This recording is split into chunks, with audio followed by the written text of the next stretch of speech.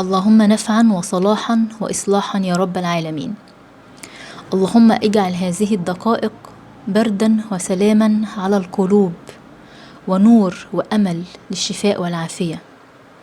اللهم وفقنا جميعا لخير ما تحب وترضى. مساء الخير يا جميلات، أنا مبسوطة جدا إنكم موجودين معايا النهاردة، وعايزة أقول لكم إن اللايف ده معمول مخصوص علشانك، علشان أجاوب على أسئلتكم وأوضح لكم حاجات كتير يمكن كانت محيراكم أو مخلياكم حاسين إنكم تايهين. هنتكلم النهاردة إيه هي الفايبروميالجيا بالظبط؟ هي مرض نفسي ولا جسدي؟ ليه الألم مش بيروح رغم الأدوية؟ إزاي نخرج برا دايرة الألم دي؟ إيه علاقة ده كله بالكورتيزول؟ وإيه علاقة ده كله بالنوم وبالهضم وبالوزن وبأمراض المناعة وبالاكتئاب؟ وهل فعلا في أمل؟ هل فعلا في حل؟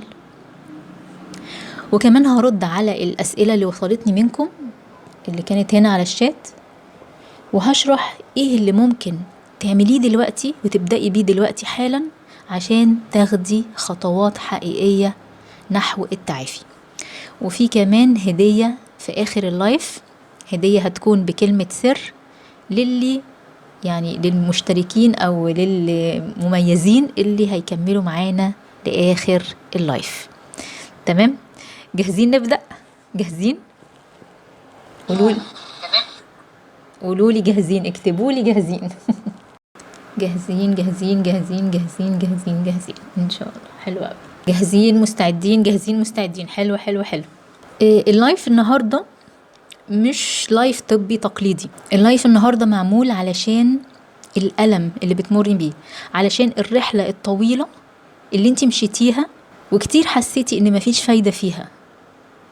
بإذن الله نيتي لله سبحانه وتعالى ان اللايف ده يكون أول باب يتفتح على نور حقيقي للتعافي وأمل حقيقي يتزرع جواكي بإذن الله يا رب.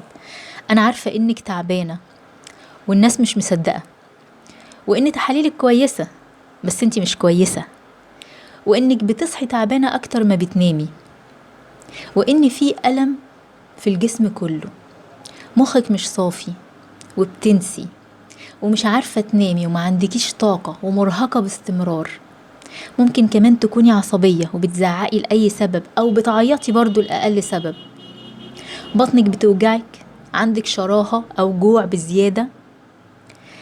أخدتي سنين لف من عيادة لعيادة ومن تحليل لتحليل، وأكيد في الأول سمعتي جملة تحاليلك كويسة، بس انتي من جوه عارفة ان انتي مش كويسة. أنا في حاجة غلط فيا، جسمي فيه حاجة غلط. أو سمعتي جملة زي انتي ما فيكيش حاجة، انتي سليمة، دي كلها حاجات نفسية.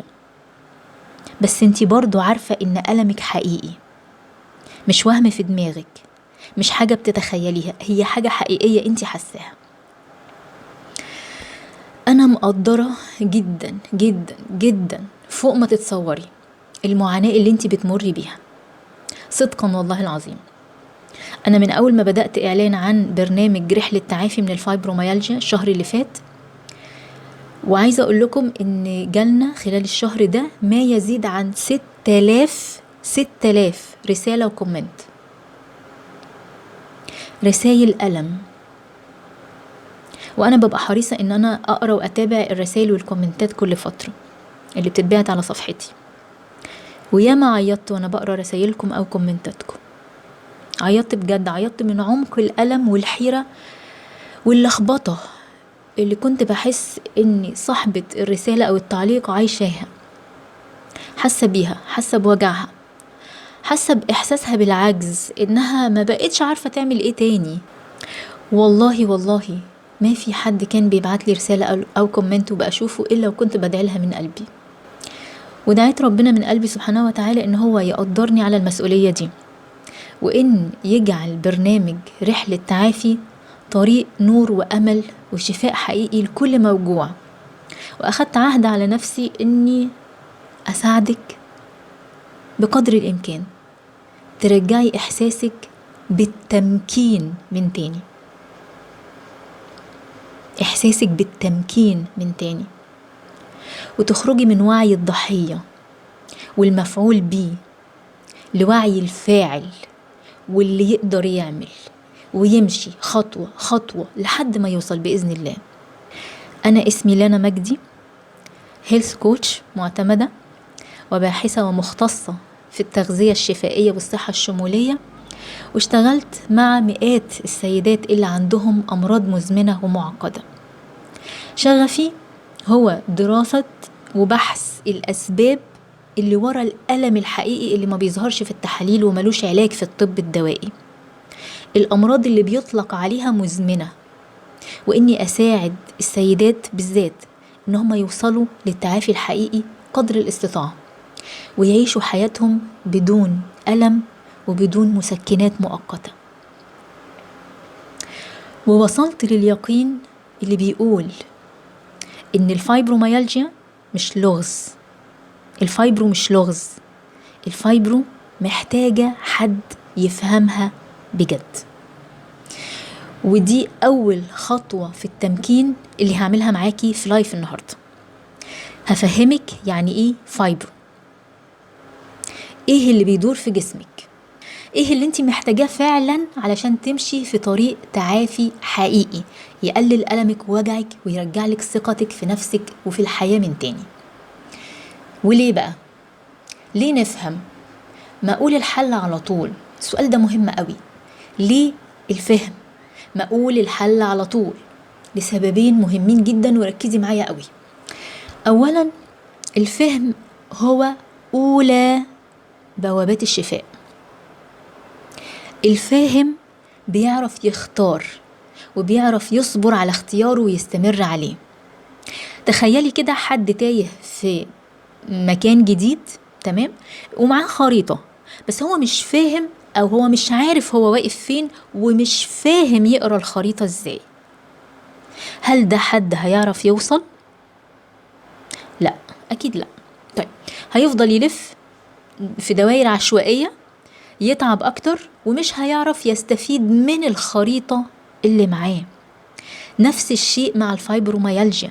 طالما انت مش فاهمة ايه اللي بيحصل في جسمك هتفضلي تروحي وتيجي بين أدوية ومسكنات ومن عيادة لعيادة ومن إحباط لإحباط.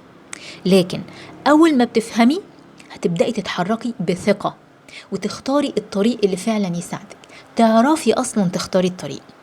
ودي أول خطوة في التمكين الحقيقي، إنك تفهمي، مش علشان تتأثري أو تزعلي على حالك، لأ، علشان تعرفي تختاري وتعرفي تصبري على اختيارك ده وتكملي فيه لحد ما التغيير يحصل. تاني حاجة، تاني سبب ليه الفهم مهم، إن الحل بتاع الفايبروميالجيا مش كلمة ولا جملة ولا وصفة سحرية هقولك عليها وخلاص. ما كانش حد غلب. لو كان الشفاء في كلمة كنت خفيتي من أول دواء أو من أول دكتور رحتيله. لكن الحقيقة الحل هو منظومة شاملة، منظومة بتبدأ من وعيك وبتمر بأكلك ونومك وحركتك وإزاي بتتعاملي مع التوتر، وبنوصل لعمق تغيير أعمق في طريقة تفكيرك ونظرتك لنفسك وللحياة. فمش بس مكمل المغنيسيوم والنوم بدري هم اللي هيحلوا، مع انهم مهمين وجزء من الحل، ومش بس الكلام الإيجابي أو تمرين تنفس هو اللي هيحل، رغم ان ده كمان مهم، ولكن الحل هو ان احنا نربط كل ده ببعضه في منظومة شفاء متكاملة. وده بالظبط معنى كلمة التغذية الشفائية اللي ناس كتير كانت بتدخل تسألني يعني ايه تغذية شفائية. انا اسم الصفحة بتاعتي لانا مجدي التغذية الشفائية. يعني ايه تغذية شفائية؟ هقول لكم. احنا اتبرمجنا من زمان ان الشفاء يعني روشتة من الدكتور، كشف 5 دقايق، اكتب روشتة دواء، نروح نشتريه ناخده نستنى نخف بس. وده بينفع مع أمراض كتير، مفيش مشكلة. لكن مع الأمراض المزمنة زي الفايبروميالجيا ده مش كفاية. علشان كده دايما بتوصلني أسئلة زي أروح لدكتور إيه، أو أخد إيه، أو أنهي دواء هيريحني. ده كل دي أسئلة ناتجة عن برمجة الطب الدوائي لينا المفهوم الصحة والشفاء، وده مش المفهوم الشامل أو الكامل أو حتى الصحيح. لكن مفهوم التغذية الشفائية اللي أنا بقدمه مختلف عن كده. تغذية شفائية معناها إن كل جزء فيكي يتغذى صح علشان يشفى. تاني، كل جزء فيكي يتغذى صح علشان يشفى. عقلك غذاؤه ايه؟ العقل غذاؤه ايه؟ حلو، الأفكار. جميل جميل. يبقى عقلك محتاج غذاء صحي، محتاج أفكار صحية وواضحة. طيب نفسك غذائها ايه؟ النفس غذائها ايه؟ حلو قوي، جميل. النفس غذائها المشاعر والعواطف، فالنفس محتاجة مشاعر حقيقية مرتاحة، ده غذائها اللي يشفيها. طيب جسمك، معروفة دي بقى، ها؟ جسمك غذائه ايه؟ جسمك محتاج أكل نظيف، محتاج مية، معادن، فيتامينز، حركة، نوم، شمس. طيب وعيك، الوعي غذائه ايه؟ الوعي محتاج أو غذائه فهم، تركيز، حضور، وجود في اللحظة. طيب والروح غذائها ايه؟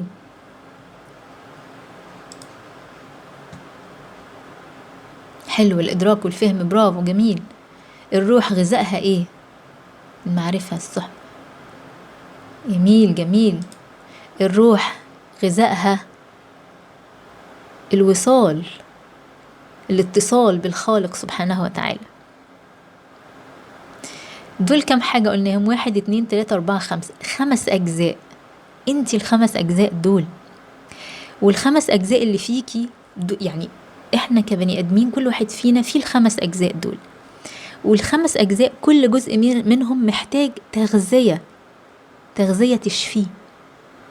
وعلشان كده أنا في البرامج بتاعتي ما بديش وصفة سحرية ولا بتكلم في جزء واحد بس، نادر قوي. أنا بقدم رحلة شفاء شاملة، تغذية شفائية بمعناها الشامل، 5 أجزاء دول. فكل البرامج بتاعتي هتلاقيها بتكلم العقل، بتغذي العقل بأفكار صحية واضحة، وبتغذي النفس بمشاعر حقيقية ومرتاحة، وبتغذي الجسم بأكل نظيف ومية ومعادن وحركة ونوم وشمس، وبتغذي الوعي بالفهم وبالحضور، وبتغذي الروح بالاتصال بالخالق سبحانه وتعالى. فبتبقى عبارة عن رحلة شفاء متكاملة بنمشيها سوا خطوة بخطوة لحد ما توصلي لنفسك الجديدة، نفسك المتكاملة بأجزائها ال5، توصلي للإنسانة اللي جواكي اللي مستنياكي تمدي ليها إيدك. وعشان تقدري تمشي في حل بالشكل ده، زي الراجل اللي في المثال بتاعنا فاكرينه، اللي ماشي ومعاه خريطة مش عارف يفهمها، علشان تقدري تمشي في الحل ده لازم تبقي فاهمة. فعشان كده الفهم مهم، عشان السببين اللي قلناهم، عشان تعرفي تختاري الحل وتستمري عليه، وعشان كمان تعرفي تفهمي الحل، تفهمي الخريطة بتتمشي ازاي. خلي بالك، الفايبروميالجيا او اي مرض مزمن بتمري بيه مش صدفة وما بدأش فجأة. ده صوت بدأ بهمس من سنين كتير، وعلى صوته شوية بشوية لحد ما بقى صريخ واضح في جسمك ونفسك وروحك. جسمك بيقولك خدي بالك مني، نفسك بتهمس انتبهي ليا شوية، وروحك بتسألك احنا لحد امتى هنفضل منفصلين. والألم اللي بتحسي بيه ما هواش عقاب، والمرض ما هواش ضعف. الألم والمرض هم رسالة هدفها انك تقفي وتسمعي وتتغيري، مش بس ان انت تصبري على جزاء الصبر الرائع والجميل، مفيش خلاف على كده، لكن مهم جدا كمان ان انت تاخدي خطوة إصلاحية، خطوات تمنع الرسالة دي والألم ده انه يفضل يتكرر ويوجعك اكتر واكتر. يعني ببساطة الألم جاي علشان يصحيكي لحاجة محتاجة تتصلح فيكي. وده من أول الأسئلة اللي سألتها للبطلات اللي انضموا معانا في رحلة تعافي. سألتهم أو سألت كل واحدة فيهم: عندك استعداد تتغيري؟ عندك استعداد تتخلي عن سلوكيات بتأذيكي؟ جاوبوني انتوا كمان هنا، عندك استعداد تتغيري؟ عندك استعداد تتخلي عن سلوكيات بتأذيكي، عن أفكار ما بقتش بتنفعك؟ عندك استعداد تعيشي حياة تشبهك وتناسبك وتراعي احتياجاتك؟ أيوة طبعا بإذن الله. أيوة عندي إن شاء الله. عندي جميل. لو الإجابة أيوة، أو حتى لو الإجابة مش متأكدة بس نفسي أبدأ، فأنتي هنا دلوقتي في المكان الصح. أهلا بيكي. طيب، بالمنظور الجديد ده بتاع الشفاء والصحة اللي أنا عرضته، يعني إيه بقى فايبرو؟ إيه الفايبرو ده؟ طيب تعالي نشرح حتة علمية كده. جسمك زي كل جسم بشري في نظامين أساسيين بيشتغلوا، اعتبريهم زرارين، مش كده؟ الزرار الأول اسمه fight or flight، يعني جسمك بيستعد للهرب أو المواجهة، وده بيشتغل لما بتحسي بخطر، حاجة بتهدد حياتك، أو توتر أو ضغط نفسي، أو حتى فكرة مخيفة أو فكرة بتقلقك. تمام؟ طيب، الزرار التاني اسمه rest and digest. ده الزرار بقى إيه؟ بتاع الشفاء، بتاع الراحة، بتاع الهضم، بتاع الترميم، بتاع الإصلاح، بتاع النوم العميق. ده الزرار اللي جسمك فيه بيبتدي يهدى ويصلح نفسه. تمام؟ يبقى كده جسمنا بيشتغل دايما على نظام من اتنين، يا إما fight or flight يعني استعد للهرب والمواجهة، أو rest and digest يعني إيه؟ نام وارتاح وأنتخ كده واهدى. تمام؟ السؤال بقى المهم دلوقتي، انتي شغالة على انهي زرار فيهم اغلب الوقت؟ الاولاني fight or flight ولا التاني rest and digest؟ الاولاني هرب او مواجهة، احساس بالخطر، ولا التاني بتاع الهضم والترميم والاصلاح والروقان؟ انتي شغالة على انهي زرار فيهم؟ الاولاني اكتر، الاولاني طول الوقت، الأول دايما. طب في إجماع على الأول. ده اللي حاصل مع مريضة الفايبرو. قعدت سنين في وضعية fight or flight، مشغلة الزرار الأولاني، زرار الخطر. جهازها العصبي شغال على المود ده أو مفعل الزرار ده أغلب الوقت ولمدة سنين. طيب، وإيه اللي بيحصل بقى لما نفضل على الوضع ده لفترة طويلة؟ في جزء في الدماغ اسمه الهايبوثالاموس أو تحت المهاد. الجزء ده هو المسؤول، أو ممكن تعتبريه هو الجسر بين النفس والجسد. هو المسؤول عن تنظيم استجاباتنا الانفعالية، إعطاء الأوامر لتحويل استجاباتنا الانفعالية أو مشاعرنا لكيمياء حقيقية في جسمنا. الجزء ده كمان هو اللي مسؤول بالمناسبة عن تنظيم حرارة الجسم، وعن النوم والصحيان، وعن الشعور بالجوع، وعن التحكم في الهرمونات. الجزء ده اللي هو الهايبوثالاموس، أول ما بنحس بالخطر بيبدأ يدي أوامر بسرعة للغدة النخامية. فاكرين الغدة النخامية دي كنا بناخدها في إعدادي أو ثانوي تقريبا، اللي هي مايسترو الغدد، فاكرين؟ الهايبوثالاموس بيدي أوامر للغدة النخامية: الحقي في خطر، زرار الخطر بيداس، بيشتغل، يلا تصرفي بسرعة. تقوم الغدة النخامية تعمل إيه؟ تبعت بسرعة للغدة الكظرية تقول لها: قومي بسرعة، إحنا بنتعرض لخطر، قومي تصرفي. تقوم الغدة الكظرية بدورها تفرز هرمون كلنا عارفينه اسمه الكورتيزول. هرمون الكورتيزول بتفرز الكورتيزول والأدرينالين بكمية كبيرة في الدم.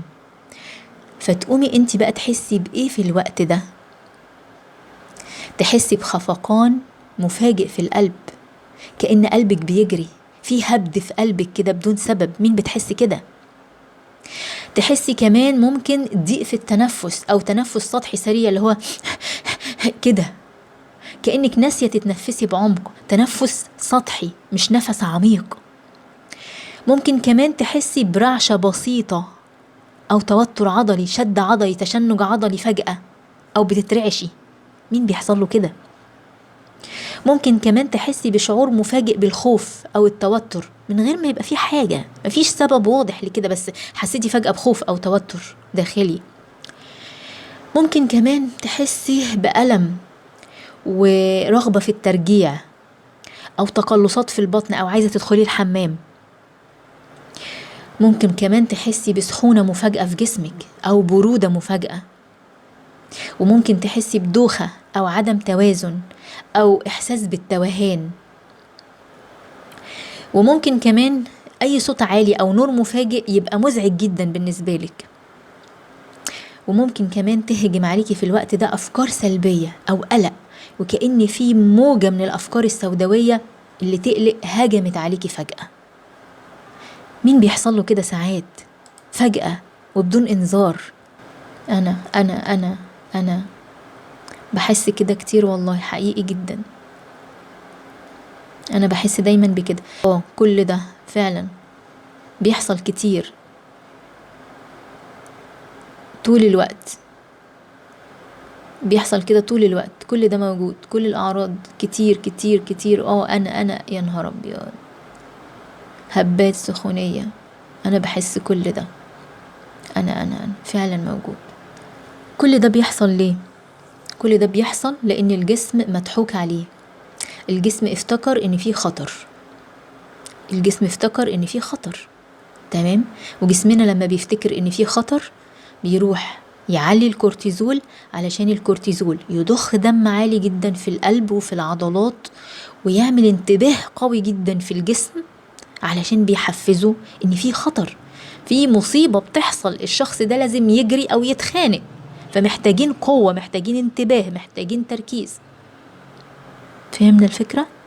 وفي نفس الوقت بقى، وده المؤذي، إن ما حصلش تفريغ للطاقة دي اللي شحنت الجسم. ما هي دي كلها طاقة شحنت الجسم، ما حصلش تفريغ، ما حصلش رد فعل حقيقي، ما حصلش إن انت قمتي جريتي أو واجهتي أو اتخانقتي، لأن ما فيش أصلا خوف أو خطر حاصل. فهمنا الفكرة؟ فكل الإفرازات اللي حصلت دي تفضل تلف جوه الجسم وتضغط عليه أكتر. جسمك بياخد رد فعل قوي جدا، ومفيش تفريغ بيحصل لرد الفعل ده. هو من غير سبب، هو رد فعل من غير سبب حقيقي، مفيش خطر حقيقي، ولكن الدماغ ترجمته كده.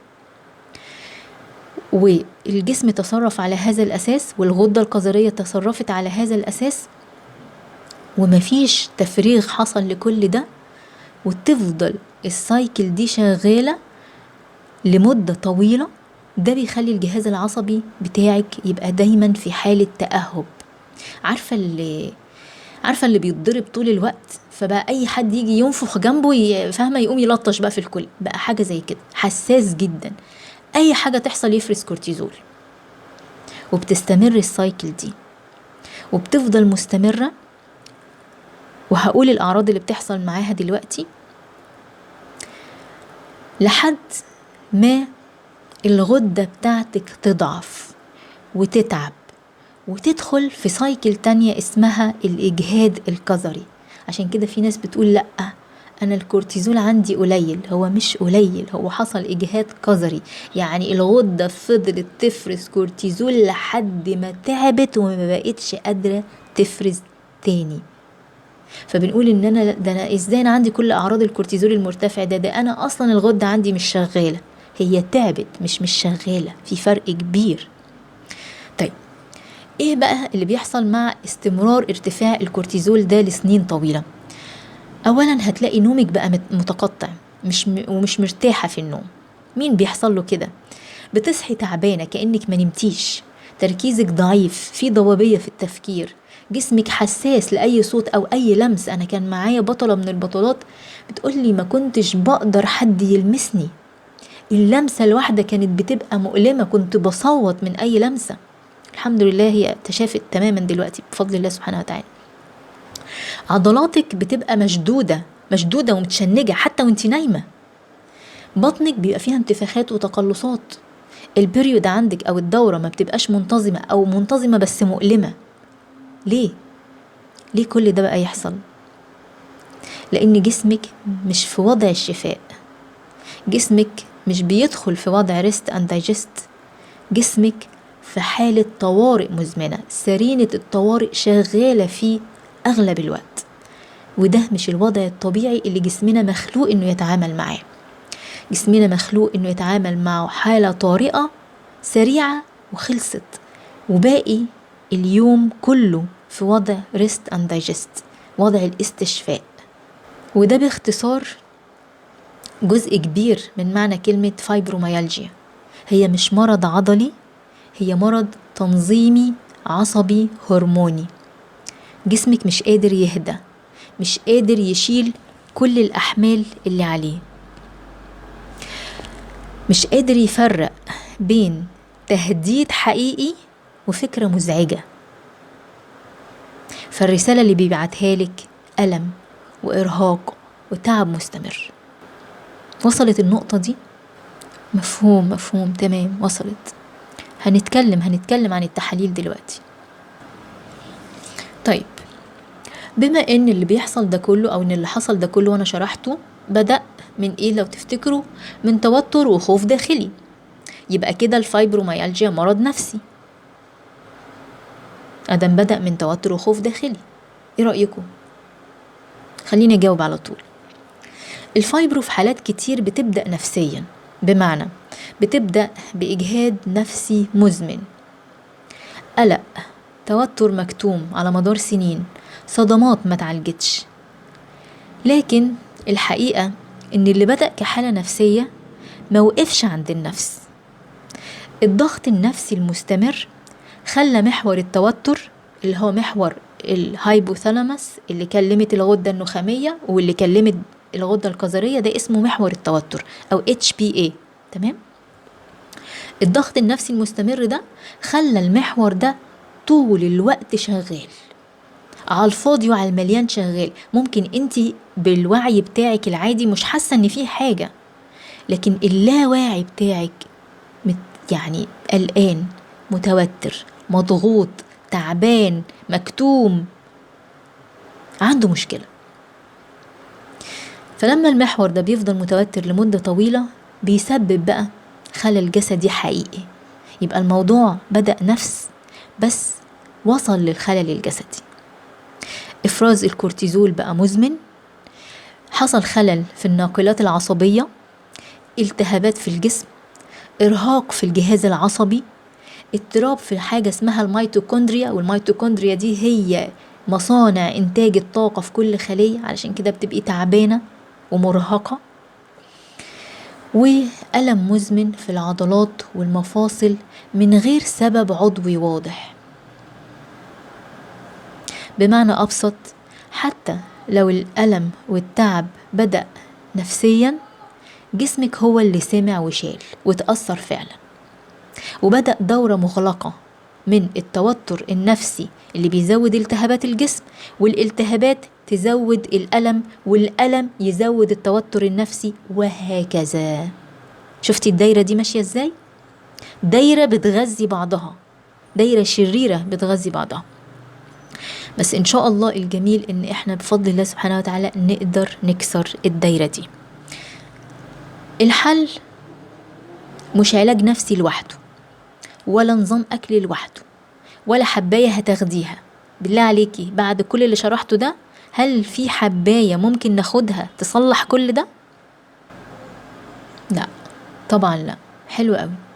هاي الحل لازم يكون شامل، يعالج النفس والجسد مع بعض، يوازن بين الراحة، بين الهضم، بين النشاط والحركة، يرجع توازن الكورتيزول من تاني، ويخلي جسمك يحس بالأمان من تاني. يعني لو جينا نلخص اللي احنا قلناه، الفايبرو مش مرض نفسي، لكنه مرض بيتأثر بالنفس وبيأثر عليها، مرض جسدي حقيقي، لكن جذوره كتير منها اضطرابات مزمنة في محور التوتر أو ال HPA اللي احنا قلناه، وفي نمط حياة مستنزف، في حمل نفسي متراكم من سنين، أو كمان ينفع يكون حمل جسدي متراكم من سنين بقى من السهر والأكل الغلط والتعرض للملوثات والسموم. هي كمان بتشكل ضغط على الجسم وبتفعل هرمون الكورتيزول زيها زي الضغط النفسي بالظبط، وبتحط الجسم في حالة خطر وحالة دفاع مستمر. ولما المحور بتاع التوتر يفضل شغال 24 ساعة 7 أيام في الأسبوع، الجسم ما بيعرفش يدخل في وضع الراحة والاستشفاء، وده مع الوقت بيخلي كل حاجة تتلخبط، الهرمونات تتلخبط، فتحصل مقاومة انسولين او مرض سكر نوع تاني، والدهون المتراكمة حوالين البطن، حاجز الامعاء بيضعف، فتبدأ الامراض المناعية وضعف المناعة ومشاكل الهضم، الالتهابات تبقى مزمنة، فالجسم يتعب وبيبقى مرهق من اي حاجة، وبتبقى بيئة مواتية لظهور كل الامراض تقريبا. الجهاز العصبي والعضلي بيضعف، حاجز الدماغ يبدأ يحصل فيه تسرب وضعف، فيحصل التشوش الذهني والنسيان. واللي كل ده بيترجم على هيئة ان انت بتصحي من النوم تعبانة، اي صوت او ضغط بسيط بيبقى كأن انهيار حصلك، اكلك مش بيتهضم كويس، مناعة جسمك بتضعف، طاقتك بتقل، تركيزك بيتشوش، جسمك بيبعتلك اشارات وجع كل شوية في عضلاتك في مفاصلك، كأنه بيقولك انا مش كويس، انا مش تمام. وكل ده بيأكد ان الحل مش مجرد حباية مغنيسيوم، ولا مجرد جلسة علاج نفسي، ولا وصفة عشبية او رياضة بتلعبيها. الحل لازم يكون منظومة وعي وتعافي شاملة، نفسيا وجسديا وروحيا. متفقين متفقين متفقين، طبعا طبعا متفقين. ممكن طبعا يبقى فيه جرثومة معدة، اتفق، كل ده بيحصل، تمام تمام تمام تمام. الجرثومة بتيجي يعني الجرثومة بتنشط وتسن أسنانها علينا كده علشان المناعة حصل لها حاجة، والمناعة حصل لها حاجة يا إما بسبب ضغط نفسي كورتيزول عالي، يا إما بسبب أكل غلط، ضعف المناعة، أضعف المناعة. البث مسجل، وإن شاء الله هنزل رابط التسجيل، ولكن اللي هيفضل معانا للآخر هيبقى ليه هدية قيمة. ممكن يكون نتيجة الإصابة بكورونا، ساعات الإصابة بفيروسات بتفعل كل الحاجات دي، بتبتدي السلسلة دي، بس نخلي بالنا إن السبب مش لازم يكون حاجة واحدة، العوامل بتتراكب مع بعضها وتنشئ بيئة صالحة لظهور هذا المرض. طيب يبقى تاني، الحل لازم يكون منظومة وعي وتعافي شاملة، نفسيا وجسديا وروحيا. وأنا حابة أتكلم دلوقتي عن برنامج رحلة تعافي، ده اللي هنعمله سوا في البرنامج ده.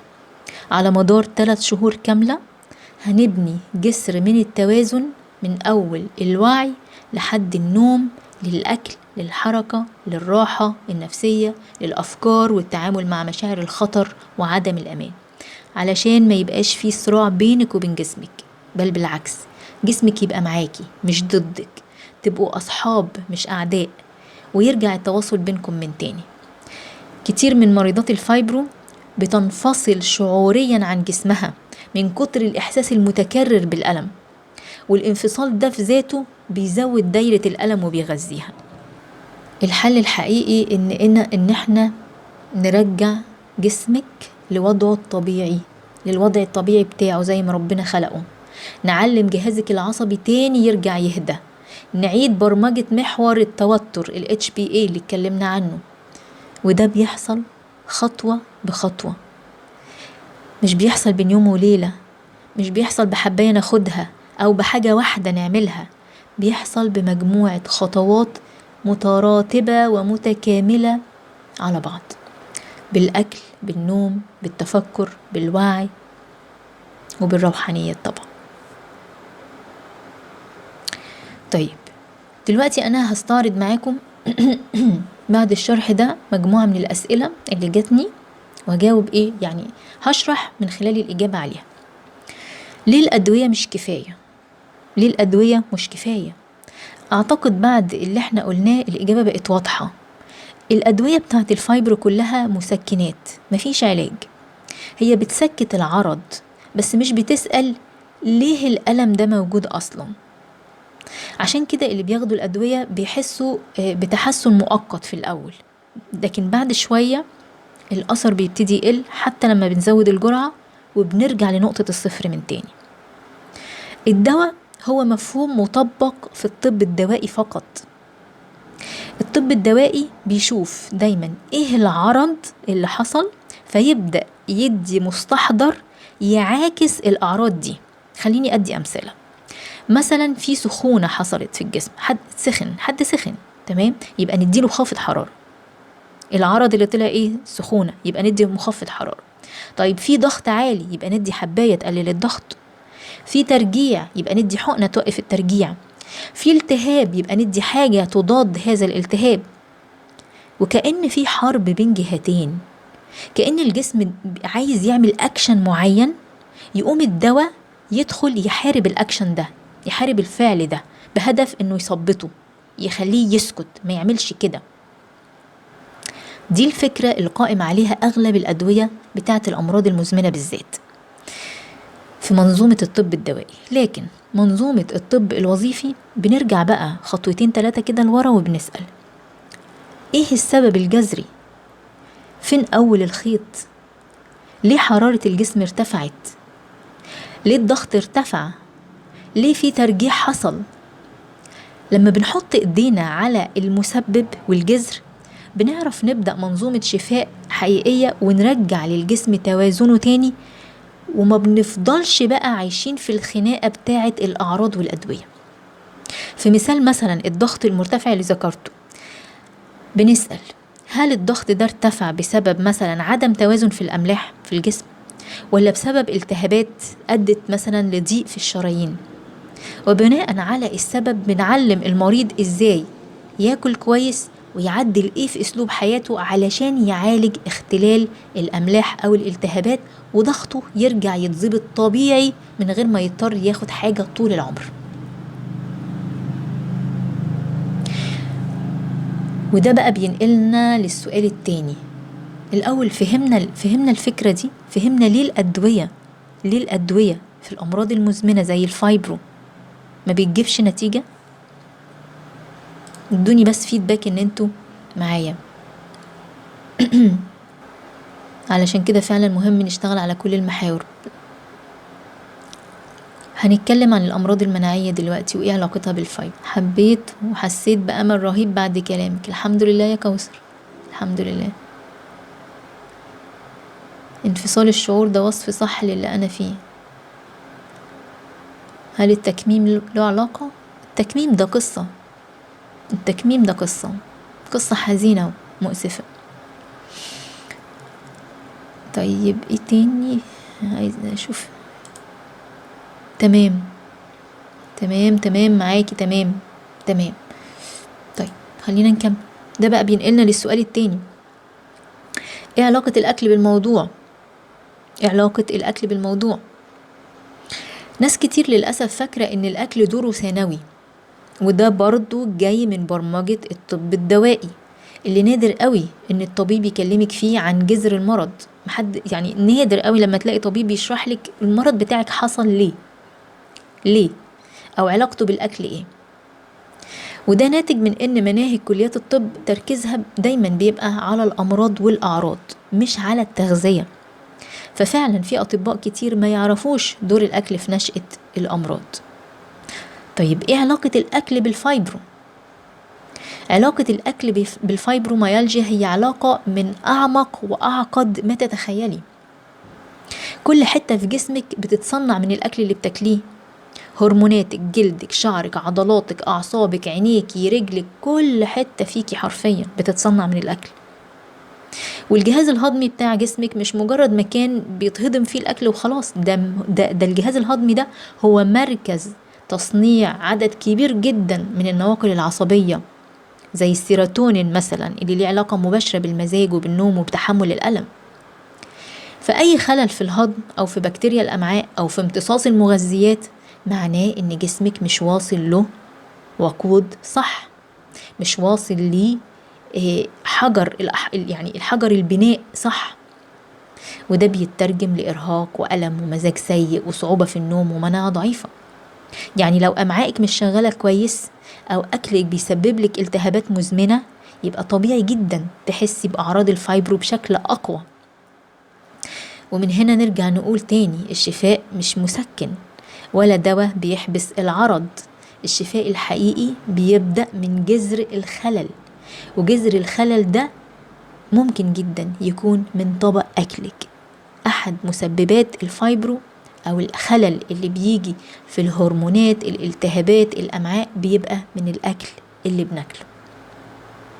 ناس كتير برضو بتقول بس أنا باكل أكل كويس أو أنا باكل أكل صحي. وهنا أنا لازم أقول حاجة، في فرق كبير قوي بين أكل يعني بيتميز إنه صحي على أساس السعرات، وده اللي بشوفه في أكتر الناس اللي بيتكلموا عن الأكل الصحي وعلى أكتر القنوات وأغلبها، وأكل مليان شفا. ده الفرق بين تغذية بتسد الشهية وتغذية بتصلح وتشفي.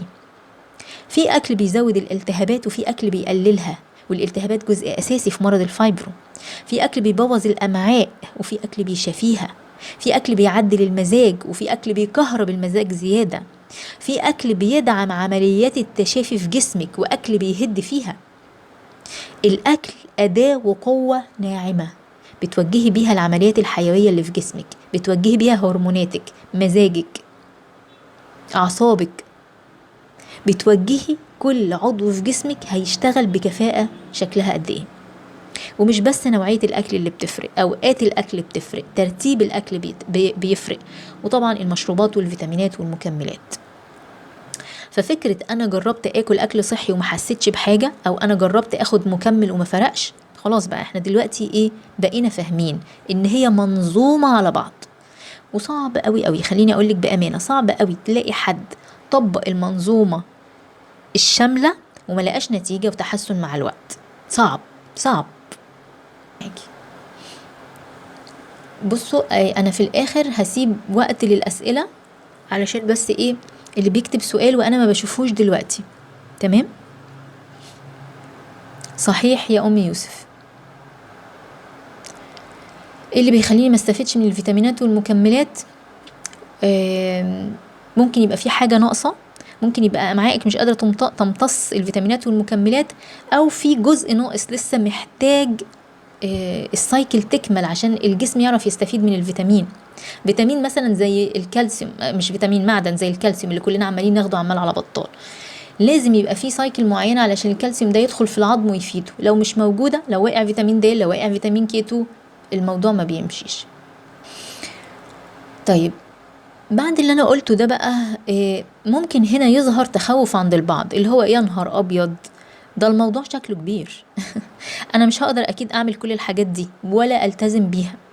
يعني انا بقوم ادخل الحمام بالعافية وبحاول ألصم نفسي على قد ما اقدر، شكلي كده خلاص اتكتب عليا الألم. هل في حد هنا حاسس الإحساس ده؟ حاسس ان الموضوع كبير ومش هيقدر عليه؟ ايوه انا للأسف أنا عندنا أمل إن شاء الله بإذن الله. إيه أنا أيوة صعب بس مش مستحيل. حلو قوي، أوقات وأوقات، بس عندي أمل كبير. حلو قوي. أنا طيب خلاص. أنا للأسف. طيب خليني أقولك إن رد الفعل ده طبيعي جدا. رد فعلك ده وتخوفك ده طبيعي جدا، وبيحصل لكل واحدة بدأت تشوف الصورة كاملة لأول مرة. وده لأنك والأول مرة بتشوفي حقيقة الألم، مش بتخبيها ولا بتدفنيها ورا دواء. خليني أقولك وبكل صدق، أيوة منظومة الشفاء شكلها كبير، لكن محدش طلب منك تعمليها كلها النهاردة. الشفاء مش بيجي بين يوم وليلة، لكن ممكن يبدأ في يوم، ممكن يبدأ في يوم وليلة، واليوم ده ممكن يبقى النهاردة. لو انت نويتي وبدأتي أول خطوة، ابدأي ولو بخطوة واحدة بس صغيرة، خطوة على قد طاقتك دلوقتي، خطوة تدي لجسمك رسالة جديدة تقوله أنا سمعتك وهبدأ أساعدك. حتى لو الخطوة دي كانت مجرد إنك تشربي مية أكتر، أو تعملي تنفس هادي لمدة 3 دقايق مثلا، أو تقللي السكر في فطارك أو تمنعيه خالص، أو تنامي بدري ساعة. كل خطوة من دول مش صغيرة، دي مفتاح لباب كبير قوي لو استثمرتيها وما استقلتيش بيها وبنيتي عليها خطوات تانية متتالية. برنامج رحلة تعافي مش معمول للناس اللي طايرة بقى في الطاقة وبتتمرن كل يوم وعندها نشاط وصحة، لا، البرنامج معمول للناس اللي زينا، اللي بتحاول تقوم بالعافية بس عايزة تتغير بصدق. فصدقيني مشكلتك مش ضعف إرادة، ولا إنك كسولة، ولا إنك فاشلة. مشكلتك الوحيدة إنك انتي الفترة اللي فاتت دي كنتي لوحدك، وكنتي تايهة، ما عندكيش خريطة واضحة للطريق. في برنامج رحلة تعافي انتي مش هتبقي لوحدك، احنا كلنا هنبقى مع بعض، وهيبقى معاكي خطة مبنية على وضعك الصحي الحالي، خطوة بخطوة، مش مفروضة عليكي، مش روشتة مكتوبة مفروضة عليكي تاخديها وجسمك عمال ينهار وما انتش عارفة تعملي ايه. يعني باختصار، الشفاء مش أقوى منك، الشفاء مش تاسك للي أقوى، الشفاء مش معمول للناس القوية، لأ، الشفاء معمول للي مستعد يبدأ ولو بخطوة صغيرة. افتكري، حتى لو الموضوع شكله كبير مش مطلوب منك تعملي كله مرة واحدة، خطوة خطوة هتوصلي. وكونك معايا في لايف النهاردة ده معناه ان انتي بدأتي، وان انتي عندك استعداد تكملي.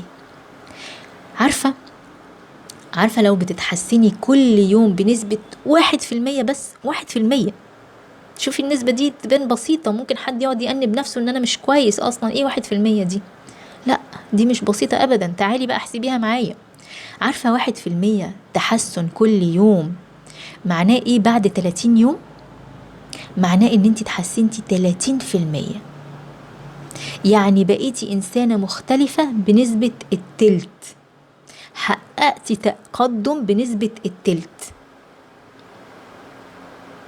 عارفة بعد 3 شهور تكوني حققتي تغيير بنسبة كام؟ 100%، 100% بال1% الصغيرة بتاعت كل يوم. عارفة بقى لو كملتي كمان لمدة سنة هيحصل ايه؟ دي حسابات، دي بالحسابات، دي مش خيال. لو كملتي كده لمدة سنة، يعني كل يوم بتعملي 1% بس حاجة كويسة زيادة، بعد سنة هتبقي أقوى ب37 مرة من نسختك القديمة، 37 ضعف، 37 مرة أقوى من انتي دلوقتي. ده مش رقم هين أبدا، 37 ضعف يا جماعة. يعني ما تستهونيش أبدا أبدا بال1% الصغيرة دي، بالعكس انتي معاكي كنز وسلاح فتاك لو داومتي عليه كل يوم. الرسول عليه الصلاة والسلام بيقول ايه؟ بيقول بما معناه ايه؟ أحب الأعمال إلى الله أدومها وإن قل. ده بيقول لنا ايه؟ بيقول لنا ان الاستمرارية هي مفتاح التطور في أي حاجة في الدنيا، ومنها كمان صحتك ونفسيتك وجسمك. وربنا سبحانه وتعالى بيبارك في الحاجة المستمرة حتى وإن كانت صغيرة. فما فيش حاجة اسمها خطوة صغيرة، لأن الخطوة الصغيرة دي لو اتكررت كل يوم بتخلق إنجاز عظيم. قوليلي، لسه برضو شايفة ان الموضوع شكله كبير؟ اي حاجة كبيرة لو قسمناها لحتت صغيرة تبقى دوبل، بنعرف نعملها. مفيش حاجة كبيرة على ربنا. حلوة قوي. ايوه عندك حق. خير بإذن الله. مش كبير لو بقينا مع بعض، عندنا أمل. صدقتي، مفيش كبير على ربنا. مش كبير، بس ساعات بحس اني مضغوطة. عادي عادي يا جماعة، احنا بشر وبنحس ان احنا مضغوطين وتعبانين. مش طول الوقت بيرفكت، ومش طول الوقت نعرف نعمل الحاجة 100%. احنا بشر، ده طبيعي جدا جدا جدا كمان. حضرتك غيرتي فكرتي، الحمد لله. المشكلة في الاستمرارية. الاستمرارية ما بتبقاش مشكلة لو بالذات، وكلنا كستات بالذات عارفين ده كويس قوي، لو في دعم، لو في ناس مع بعض على نفس اللاين بنشجع بعض.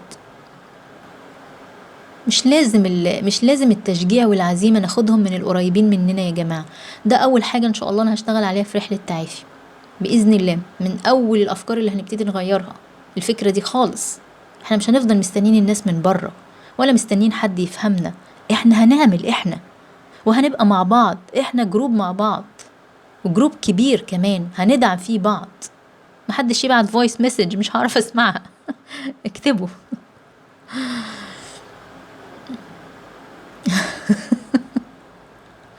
الله المستعان يا رب. بصي يا نعمة، انت نعمة كاتبة المشكلة ان مفيش حد بيحس بينا. انا كنت هقولك والله تلقائيا عن ما حد حس. احنا هنحس بنفسنا. احنا نستاهل ان احنا نحس بنفسنا حتى لو محدش بيحس بينا. احنا ليه مستنيين دايما اللي بره يا جماعة؟ فين اللي جوه؟ تمكين. دي اول كلمة انا بدأت بيها اللايف، التمكين. تمكين ان انتي تبقي ممكنة على ذاتك ومشاعرك وافكارك. ده اول حاجة. لا لا يا اسماء بتقول المشكلة ان لازم نشتغل على كل المحاور، فعلشان نعمل كل الحاجات دي مع بعض إيه عشان نوصل للتعافي ده لوحده ستريس بيزود المشكلة. لا طبعا، لا طبعا. لو قسمتيها خطوة خطوة، انتي مش لازم تنطي من الزيرو لل10 مرة واحدة. هي خطوات صغيرة، كل محور هنشتغل فيه في خطوة صغيرة، وكل يوم يا ستي نشتغل على حتة من محور حتى، أحسن من مفيش. دي من الأسباب فعلا يا سهيلة، من أكبر أسباب الفايبر إن إحنا دايما كنا بندور على المثالية، وإن إحنا كنا بنعوز الحاجة كلها بيرفكت. دي من الحاجات اللي إحنا إن شاء الله في رحلة التعافي هنتعامل معاها. إحنا هنتعامل مع أفكار كتيرة جدا على مدار الرحلة. تقريبا كل أسبوع هنمسك 3 محاور على الأقل. شوفي بقى 3 في 12 أسبوع، رقم. طيب ايه تاني؟ تسلمي يا شيماء. تسلمي يا شيماء، شكرا. طيب خلينا نكمل. حطي في بالك، ما تخليش الفكرة دي، الله يخليكي، ما تخليش الفكرة دي الشيطان يسيطر بيها عليك. الموضوع كبير، انا مش عامل زي بالظبط حد عايز يروح مشوار من مصر، من القاهرة يعني لاسكندرية، عمال يقول يا نهار ابيض ده مشوار كبير قوي، دول معرفش 200 كيلو ولا معرفش 300 كيلو، مش عارفة والله، معرفش كام كيلو، ده مشوار كبير قوي. هو يعني قاعد في مكانه وعمال يقول كده. طب ما هو انت طول يعني انت قاعد في مكانك مش هتتحرك، مش هتنجز اي حاجة من المشوار ده. والله ده انت لو كل يوم مشيت متر، حتى لو وصلت بعد سنة، بس اسمك وصلت، اسمك وصلت. فخلوا بالكم الفكرة دي من الشيطان اللي هي ايه، يا كله يا بلاش. لا احنا بقى دعاة فكرة حتة منه مش كله، احنا هناخد حتة منه. يا كله يا اما بلاش. دي بتاعت الشيطان، تمام، عشان يوقعنا، وبنبقى فاكرينها مثالية وكمالية، بس هي فكرة اصلا احنا هنكتشف مع بعض ان شاء الله لما اتكلم عنها بالتفصيل ان هي فكرة شيطانية خبيثة خبيثة. تمام. لا حتة منه احسن من كله. نستبدل فكرة يا كله يا اما بلاش بفكرة حتة منه احسن من مفيش. حتة منه احسن من مفيش. وهنوصل. كل الحاجات العظيمة اللي حصلت في الدنيا واللي شفتوا ناس حققتها اشتغلوا بالمفهوم ده، بمفهوم اللي متاح ليا دلوقتي حالا هو اللي هشتغل بيه وهعمله على حسب طاقتي. وربنا سبحانه وتعالى بيقدر وبيفتح على الواحد بعد كده. تمام. طيب خلينا نكمل. هل في سؤال تاني، هل في علاقة بين الفايبروميالجيا والشراهة والوزن الزايد؟ أيوة طبعا في علاقة وثيقة جدا. الفايبرو بتضغط على الجسم وعلى الجهاز العصبي بشكل مستمر، وبتعلي الكورتيزول، وده بدوره بيعلي الانسولين، فبتحصل مقاومة انسولين مع الوقت، وده بيخلي الجسم بيخزن دهون اكتر خصوصا في منطقة البطن. كمان التعب والإجهاد المستمر بيخلوا دايما المخ يطلب أكل مسكر، سكريات، عشان بيحاول يدور على طاقة سريعة، فيبدأ نمط الشراهة للسكريات. تمام. وده إن شاء الله هنشتغل عليه من الجذور. طيب سؤال كمان، ليه مرضى فايبرو كتير بيظهر عندهم أمراض مناعية؟ بصي، طول ما الجسم في حالة التهاب مزمن الجهاز المناعة بيشتغل فوق طاقته والفترة طويلة، الالتهاب المزمن ده بيبرجل جهاز المناعة. مع الوقت بيبدأ يضعف، وبعد الضعف بيبدأ بقى يتهور ويهاجم الجسم نفسه، فيحصل اللي بنسميه أمراض مناعة ذاتية.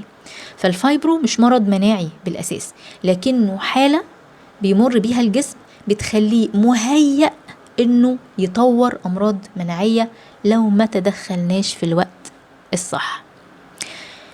السؤال اللي بعد كده، هل الوضع بيسوء مع الوقت؟ بصراحة لو فضلنا سايبين الجسم في حالة ستريس من غير تدخل الوضع بيسوء. والستريس زي ما شرحناه هو ستريس نفسي وستريس جسدي، لان لخبطة الهرمونات ولخبطة النوم والالتهاب المزمن وضعف حاجز الامعاء وكل المشاكل اللي حصلت في الجسم دي والفيتامينات والمعادن اللي اتسقطت. انتوا عارفين مثلا ان الكورتيزول العالي طول الوقت ده بيستنزف الزنك والمغنيسيوم من الجسم، وزنك ومغنيسيوم يعني حاجات كتيرة قوي قوي في جسمك تتدهور. ده مثال بسيط للحاجات اللي بتستنزف. عشان كده في ناس ممكن تقول انا باخد مكملات ومفيش فايدة، جسمك مستنزف، عامل بالظبط زي اللي بيدخل من حتة وبتخرج من الحتة التانية، مفيش استفادة. فاهمين الفكرة؟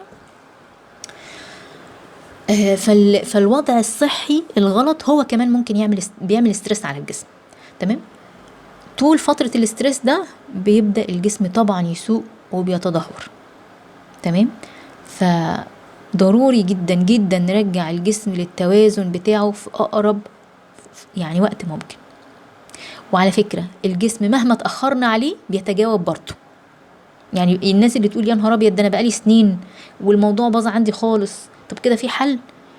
سبحانك يا رب، جسمنا والله عبقري، جسمنا دايما بيجنح إلى الشفاء، بس لو ادينا له اللي هو محتاجه وسيبناه يصلح. انا ما بعملش حاجه، يعني انا ما بدخلش اصلح الجسم، انا بديله اللي هو محتاجه وبنخليه يهدى عشان يدخل في ريست اند دايجست وهو بيصلح. بس كده، زي الشجره بالظبط، احنا ما بنروحش نخلق الشجره بايدينا، احنا بنحط البذره ونحطها في الارض ونديها شويه ميه وهي عارفه هي بتعمل ايه. سبحان الله، ربنا خلقها كده، جسمنا برضو ربنا خلقه كده. ماشي. طيب في سؤال كمان، اعمل ايه في وقت الهجمة؟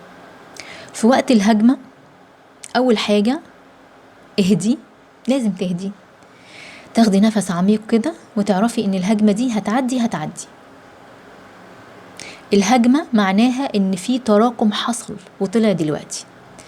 اعملي بقى الاتي، قللي مجهودك تماما، زودي شرب المية، اكلك يكون بسيط وسهل الهضم، استخدمي كمادات مية دافية على أماكن الألم اللي بتحصل لك، مفيش مانع تعملي ليها تدليك بسيط كده ولطيف.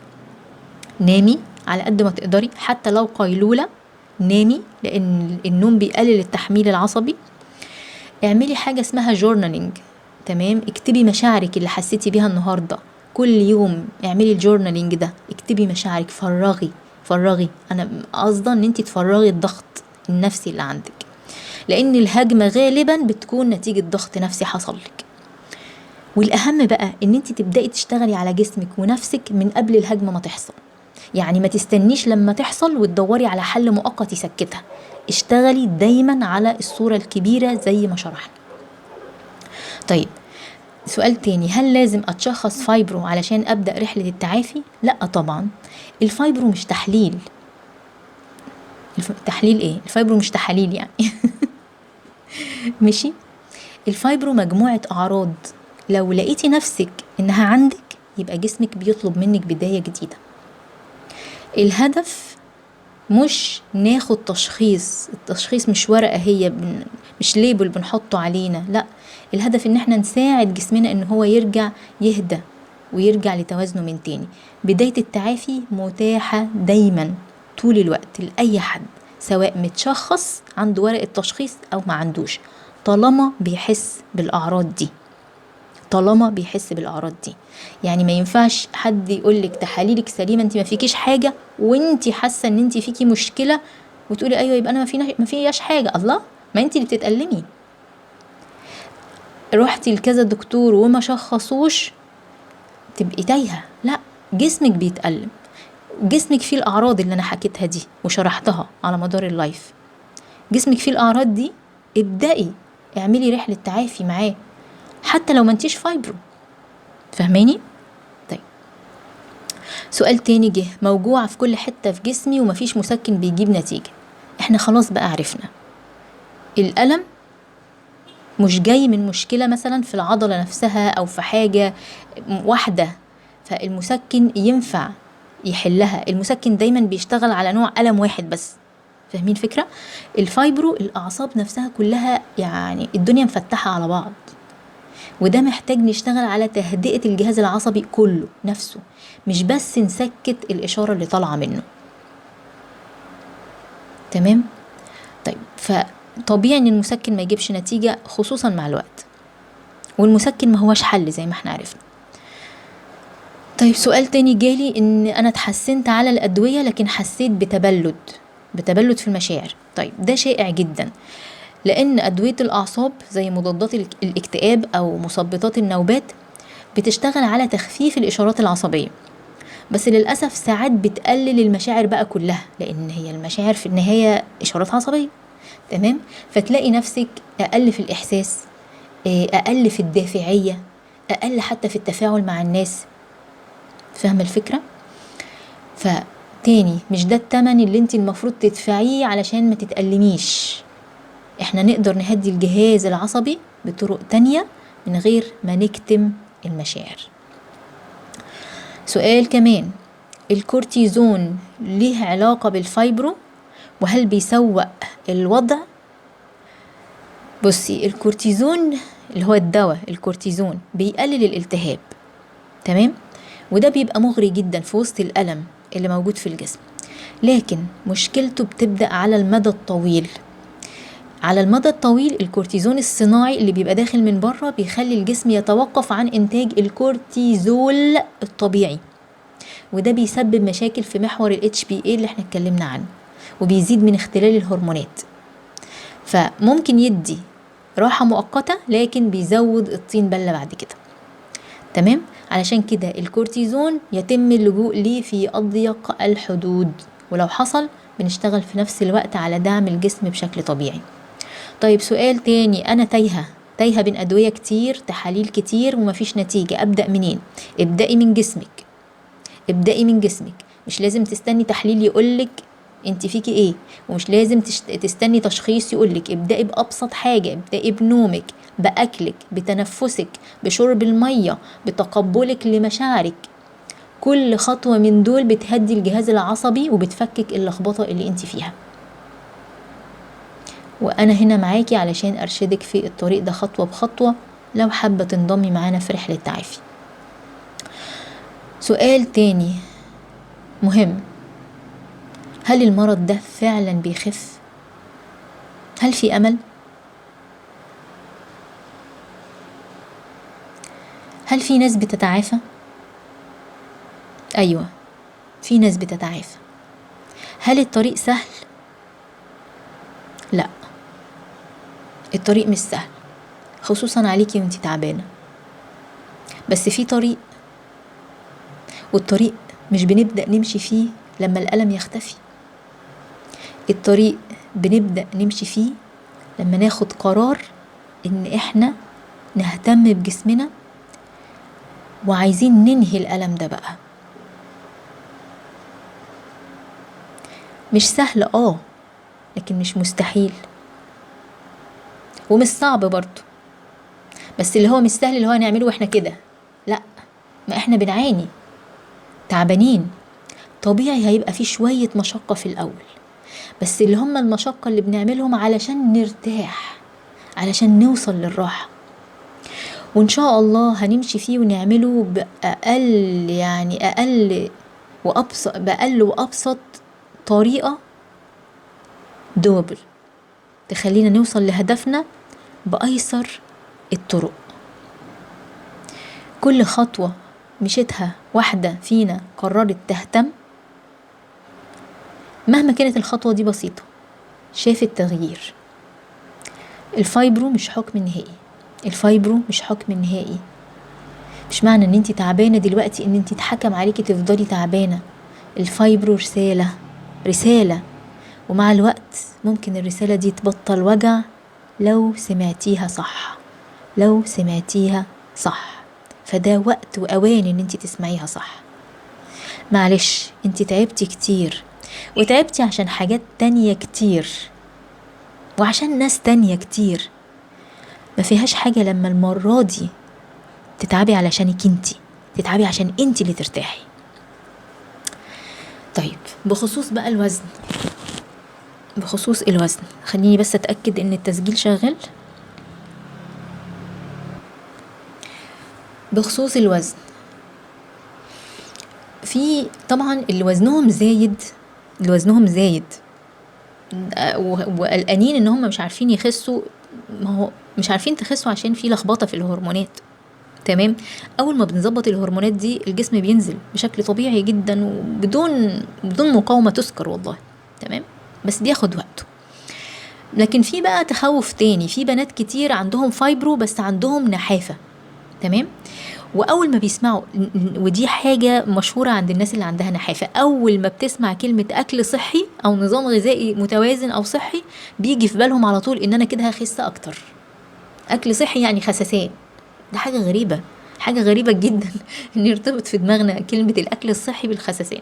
لا، طبعا بالنسبة لهم ده شيء مرعب، لان هم اصلا عندهم نحافة فجسمهم مرهق ومش ناقص اصلا. تمام. الحقيقة بقى ان الاكل الصحي مش معناه دايت، ومش معناه تقليل سعرات، ولا هدفه انه يخسس. الاكل الصحي على حسب انتي هتظبطيه على ايه. بمعنى لو عندك وزن زايد فهنعرف ازاي نظبط اكلنا بحيث الوزن ده يقل من غير جوع ولا تعب ولا ارهاق ولا اي حاجة بإذن الله. ولو عندك نحافة هنعرف برضو ازاي نظبط الاكل بتاعنا بحيث ان الوزن يزيد بصحة واحنا بنتعافى. ودي بتبقى حاجة غريبة جدا، وعارفة ان في ناس كتير قوي ما بيبقوش بيبقوا مستغربين في البرامج معايا، لان انا البرامج بتاعتي بيدخل فيها اللي عايز يخس واللي عايز يزيد وزن في نفس البرنامج. يقولوا لي ازاي الاتنين يوصلوا لهدفهم. ايوه، لان احنا بنتعلم ازاي نعمل السويتش ده، ازاي ناكل اكلنا بطريقه تزود وزننا، وازاي ناكل اكلنا بطريقه تخسسنا. تمام. كله اكل صحي. الاكل الصحي في رحله تعافي هدفه اصلاح اختلالات الجسم، واللي من ضمنها الوزن، سواء الوزن زايد او ناقص. فلو جسمك بيعاني من النحافه، ده في الغالب بسبب مشاكل في امتصاص العناصر الغذائيه، او خلل في الميكروبيوم، او ضعف في الميتوكوندريا، او حتى التهابات مزمنه بتستهلك جسمك من جوه. ساعتها الأكل الصحي المتوازن الغني بالمغذيات ده بيبقى علاج حقيقي، بيبني جسمك وبيساعدك تمتصي أكلك وبيعالج الالتهابات وبيظبط الهضم وبيدعم الغدد والهرمونات. فمع الوقت تلاقي وزنك بيتظبط وشهيتك بتتحسن وكتلتك العضلية كمان بتزيد. تمام. فإحنا بنبني الجسم. فلو انت من النوع اللي بيعاني من النحافة، بالعكس، النظام اللي بنمشي عليه في رحلة تعافي هيساعدك تتغذي جدا وتتقوي من جوه، ومش هيخسسك ولا حاجة. تمام. طيب، دي اجابتي على مجموعة من الاسئلة اللي جات لي. وبعد اللايف ان شاء الله هنزل لكم على القناة هنا، وكمان على الجروب بتاع الواتساب هنزل لكم اسئلة تانية واجاباتها برضو من اكتر الاسئله اللي جت لي، عشان مع وقت اللايف، بس حفاظا على وقت اللايف.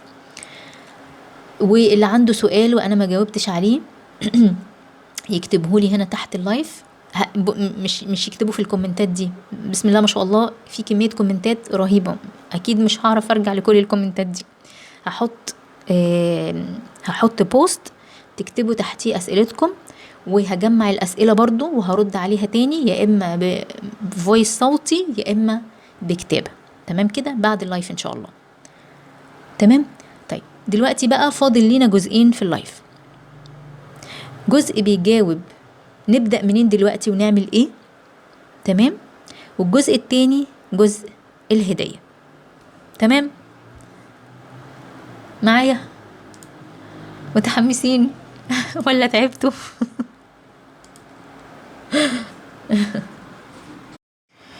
طيب عدنا. اعمل ايه دلوقتي؟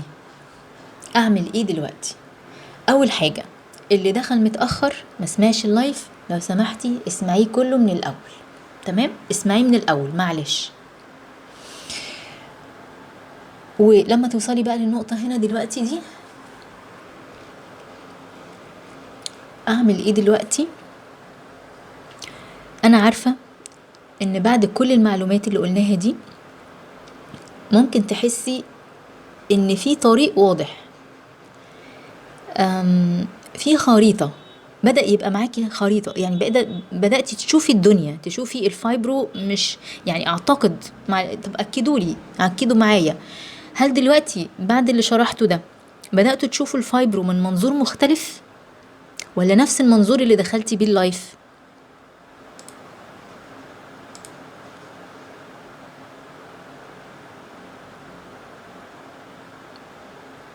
مستنية اجابتكم. هل في حد بدأ يشوف الفايبروميالجيا من منظور مختلف شوية عن ما بدأ اللايف؟ طبعا منظور مختلف تماما، طريق واضح، اصبح واضح، بقى عندي امل، بدأت تنور. ربنا يتقبل منك يا رب. تسلمي يا سحر، تسلمي يا رب. فرق كبير والله، انا كنت بدأت ايأس. ايوه مختلف، شفته بصورة شاملة تقريبا مختلف. الحمد لله يا رب، الشفاء العاجل يا رب. فهمت اكتر عن المرض، ايوه من منظور مختلف، اكيد فرق كتير.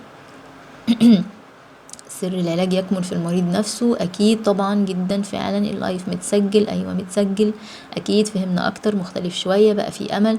صراحة كلامك مريح جدا للنفس، اكيد مختلف، نخف، وضوح وفهم اكتر. حضرتك اسلوبك بسيط وممتع، فهمته اكتر، شفته بطريقة اوضح، الطريق واضح، منظور مختلف، بقى عندي امل. فكرة العلاج دي جديدة، حاسة اني محتاجة امشي في كذا اتجاه مع بعض. طبعا. لحظة، ايه اللي طلع لي ده؟ كنت حاسة ان اللايف ده هدية من ربنا لينا، واتأكدت انه كده. الحمد لله، تسلمي يا سناء يا رب، تسلمي يا رب. شكرا على كل اللي كاتبلي كلام حلو، تسلموا يا رب. انا كنت مفكرة ان مفيش امل، زاد الوعي بالحالة اللي انا فيها، وخاصة عن الهرمونات والجهاز العصبي. المرارة بتأثر، بس مش هي الاساس، مش هي الاساس.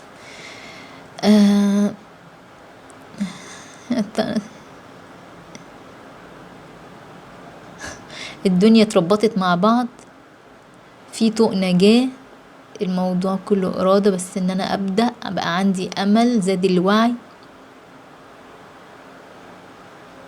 عاوز صبر وعزيمة، بقى عندي امل، معتمد عليا، الفكرة كلها في التنفيذ، وضحت الفكرة. طب الحمد لله يعني، تمام. يبقى كله او الاغلبية شايفت ان في طريق واضح ومختلف. تمام، بقى معاكي خريطة، لكن محتاجة حد يمشي معاكي فيها خطوة بخطوة، لسه ما انتش عارفة تروحي فين وتيجي منين. وعشان كده انا بدعوكي من كل قلبي تنضمي معانا لبرنامج رحلة تعافي. رحلة تعافي برنامج مصمم مخصوص،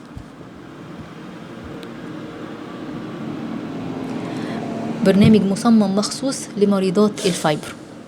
برنامج شامل مدته 3 شهور، متقسم ل6 مراحل، مترتبة بعناية علشان نشتغل على تعافي جسمك من جوه ونرجع ليه توازنه من تاني خطوة بخطوة.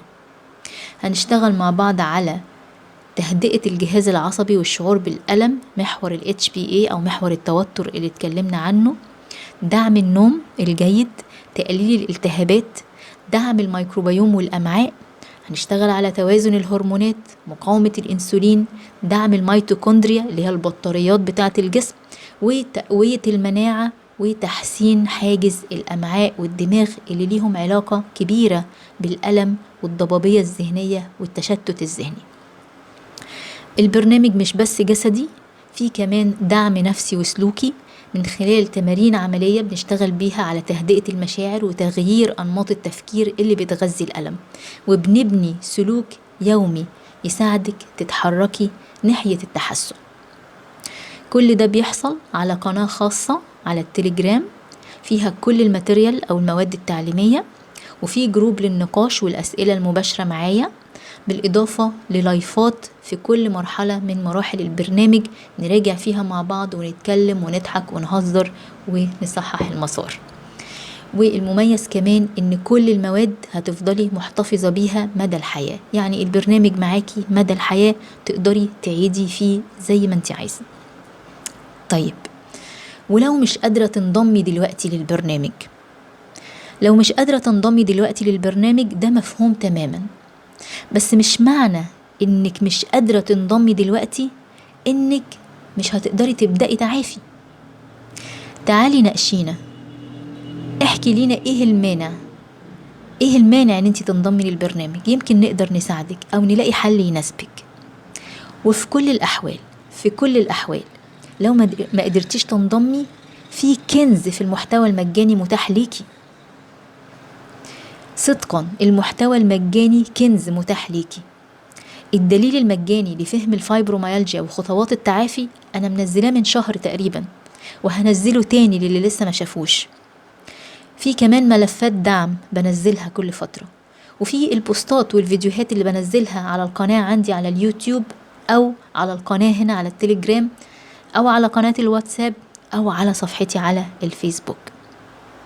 استفيدي بالمحتوى المجاني لو انت فعلا مش قادرة تنضمي دلوقتي، وخدي الخطوة المتاحة ليكي، واثبتي لنفسك انك فعلا جادة وصادقة في إرادة الشفاء، لأن الشفاء من الفايبرو إرادة، حاجة بتروحي انت تعمليها، مش حاجة مستنية تعطى ليكي. وده جزء من التمكين، ان انت اللي بتعملي، انت القادرة على العمايل، انت اللي بتعملي لنفسك. لو هتفضلي قاعدة في مكانك بترثي لحالك وانك غلبانة ومفيش حل، مش هتروحي في حتة وهتفضلي تعبانة. وخلي بالك زي ما قلت في الأول، واحد من أهم أهدافي هو انك تخرجي من وعي الضحية وتعيشي وعي التمكين. اعملي الخطوة اللي عليكي واستعيني بالله سبحانه وتعالى، هيعينك والله. وأنا شفت ناس كتير كده كانت فاقدة الأمل، لكن أول ما قررت واستعانت بالله بصدق وأخدت أول خطوة متاحة ليها، ربنا فتح عليها بخطوات متتالية تنقلها من حال أحسن لحال أحسن وأحسن بفضل سبحانه وتعالى. حتى اللي مش قادر يشترك معنا في البرنامج لأي سبب، وده برضو أنا شفته كتير، كان في ناس بتقولي والله كنا بنبقى مش قادرين مثلا نشترك في البرنامج لسبب ما، وبناخد بس أول خطوة مثلا من الخطوات المجانية اللي نزلتيها، بنلاقي ربنا بيفتح علينا وبيسهل لنا وييسر لنا الطرق اللي تخلينا نشترك بعد كده. وفي كتير منهم مش مشتركين دلوقتي معايا في برنامج واحد، مشتركين معايا تقريبا في كل برنامج بنزله بفضل الله سبحانه وتعالى. فاعملي كده انت كمان، اعملي كده انت كمان، خدي دايما الخطوة المتاحة ليكي. حبي نفسك صح واهتمي بيها واعتني بيها. الفايبرو مش رسالة سهلة ولا بسيطة، الفايبرو صوت قوي قوي من جسمك ونفسك بيقولولك خدي بالك مننا شوية، ده وقتنا احنا، كفاية تحميل علينا اكتر من كده، حملتي علينا كتير كفاية، ده وقتنا احنا. وقت اللايف هنا برضو هنزل روابط التواصل مع الفريق فور انتهاء اللايف على القناة هنا للي عايز يتواصل معانا ويعرف طريقة الاشتراك في البرنامج. وكمان هنزل تاني روابط الدليل المجاني وملفات الدعم اللي نزلت. تمام. حابة أنبه على نقطة مهمة قوي للي مش هتقدر تنضم لينا في رحلة التعافي دلوقتي. الملفات المجانية والدليل والبوستات اللي بنزلها باستمرار فيها معلومات صادقة وعلمية ومجربة، وكل اللي فيها ينفعك فعلا وتقدري تبدأي بيه وتطبقي منه حاجات كتير تفرق معاكي حتى لو مش معانا في البرنامج. لكن وعلشان أكون صريحة جدا معاكي، في حاجات تانية أعمق بتحتاج معرفة تفاصيل حالتك وخطوات مترتبة على بعض مرحلة ورا التانية ومتابعة مستمرة على التطبيق علشان يبقى حقيقي وفعال. وده مش ممكن يتقدم بشكل عام أو مجاني، لأنه ببساطة محتاج دعم مباشر وتشخيص دقيق ومسار مخصص بتمشي معايا فيه، وده اللي بيحصل في برنامج رحلة تعافي. كمان في فرق كبير بين انك تعرفي المعلومة وانك تطبقيها وتستمري عليها وتتابعي تطوراتها، وده مش سهل تعمليه لوحدك وسط التعب والإرهاق والارتباك اللي انت بتبقي فيه. علشان كده برنامج رحلة تعافي مش بس بيقدم لك الحلول، لكن بيقدم لك معاها الترتيب الصح، المتابعة، الدعم والتدرج اللي يخلي النتائج تظهر وتثبت. فخدي بالك ان الحل الحقيقي مش معلومة وبس، لكن رحلة فيها وعي وتطبيق ودعم. ابدأي من النقطة اللي تقدري عليها، تقدري تكوني معانا في البرنامج أهلا وسهلا. ما تقدريش، عندك المواد المجانية اللي نزلتها. ابدأي من النقطة اللي تقدري عليها، لكن ما توقفيش.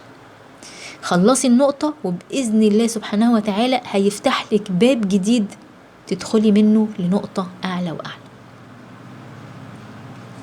تنويه كمان، البرنامج حاليا بيقدم بشكل مباشر معايا، دعم ولايفات ومتابعة شخصية معايا، لكن بعد ال3 شهور ما يخلصوا هيبقى متاح فقط كنسخة مسجلة. تمام. والبرنامج كمان دلوقتي عليه خصم خاص، برضو الخصم ده مش هيبقى متاح بعد البرنامج ما يخلص. فلو حاسة ان الوقت جه تاخدي الخطوة، ما تأجليش، فعلا ما تأجليش، وانا مستنياكي في كل الاحوال لما تكوني جاهزة. تمام. ندخل على الهدايا.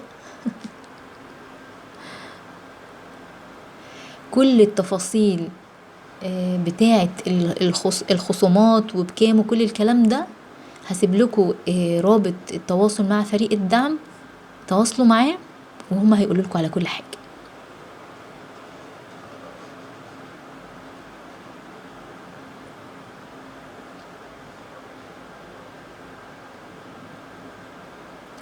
تاني ببص على الأسئلة. مستعدة إن شاء الله. طيب.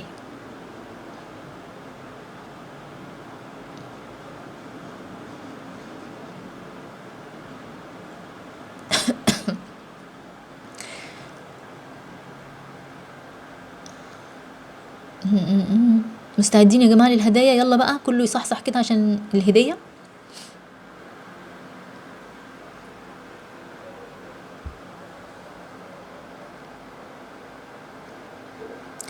اللي لسه بيسأل البرنامج هيكون ازاي وهيكون فيه ايه، لو سمحتوا ارجعوا لللايف من الاول. يلا بينا على الهدايا. هدايا مستعدين؟ يلا بينا خش على الهدية. يا رب تفرحنا يا رب حبيبتي. التحاليل موجودة جوه البرنامج وموجودة كمان في الدليل المجاني اللي عايز يعملها. مستعدين. طيب. تمام.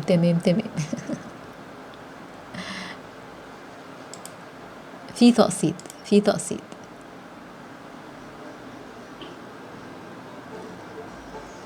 مش شرط العامل الوراثي، يعني حتى لو العامل الوراثي موجود صوت او مش موجود صوت، انت تعبانه خلاص. مش شايفه ان العامل الوراثي ليه لازمه يعني. لا مفيش ادويه. لا هو كل الاسئله دي بتقول ان انتوا لسه داخلين متاخر. مفيش ادويه. انتوا فاهمين كده يا جماعه؟ مفيش ادويه. البرنامج بالكامل معايا انا. تمام. طيب يلا بينا بقى في الهدايا، مستعدين؟ جزء الهدايا. طنطررون. طيب ناخد نفس كده.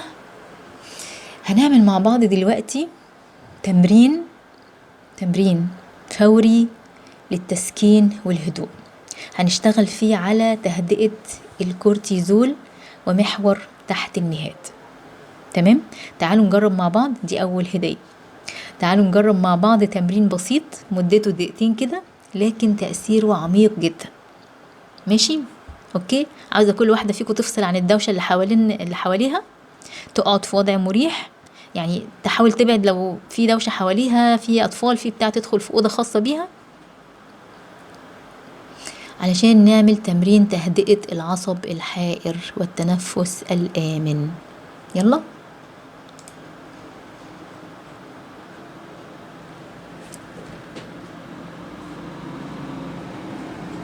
يلا اقعدوا في وضع مريح وقولوا لي بقى مستعدين. شكرا على الورد. يلا بينا. بسم الله. طيب بسم الله الرحمن الرحيم. سمي الله كده. حطي ايدك على بطنك، حطي ايدك على بطنك. عايزاكي تتنفسي نفس من البطن. عارفه يعني ايه نفس من البطن؟ يعني تاخدي النفس وبطنك اللي تعلى، بطنك اللي تاخدي النفس على بطنك تعلى. تاخدي النفس في 4 عدات، وتحبسي النفس 4 عدات برضو، تكتميه كده، وبعدين تعملي زفير بطيء على 6 عدات، كأنك بتنفخي في شمعة بشويش عشان ما تطفيش.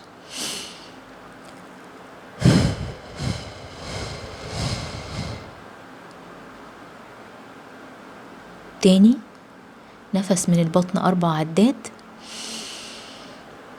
حبس النفس 4 عدات، وزفير بطيء على 6 عدات.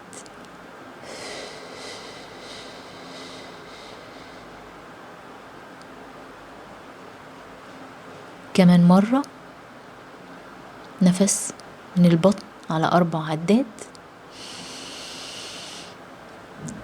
نحبس النفس 4 عدات، ونعمل زفير بطيء على 6 عدات.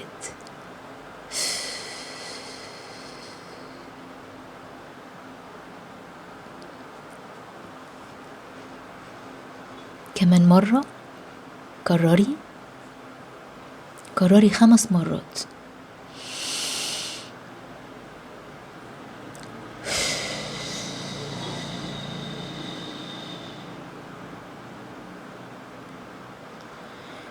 كرري لحد ما تحسي بهدوء بدأ يدخل في جسمك، هدوء يسري في جسدك.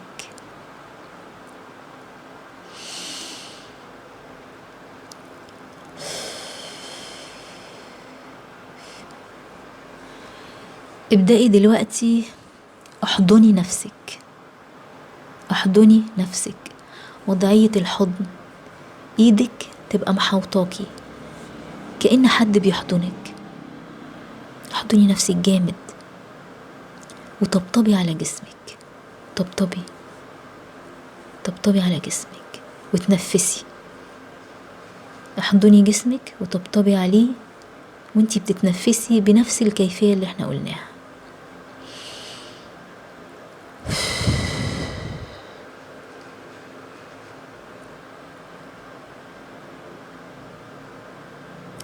رددي معايا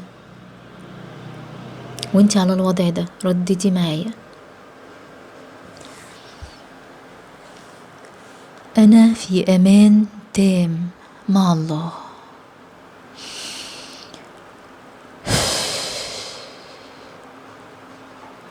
أنا في أمان تام مع الله. أنا في حفظ الله. أنا في حفظ الله. أنا في أمان تام مع الله. أنا في حفظ الله. الله معي يحميني، وملائكته تحاوطني، لأني في ذكر، لأني أذكره الآن. نفس عميق، زفير طويل.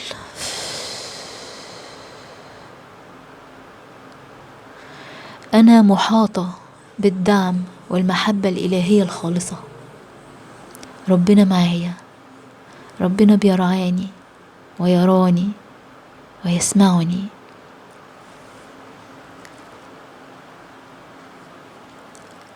أنا في أمان تام مع الله.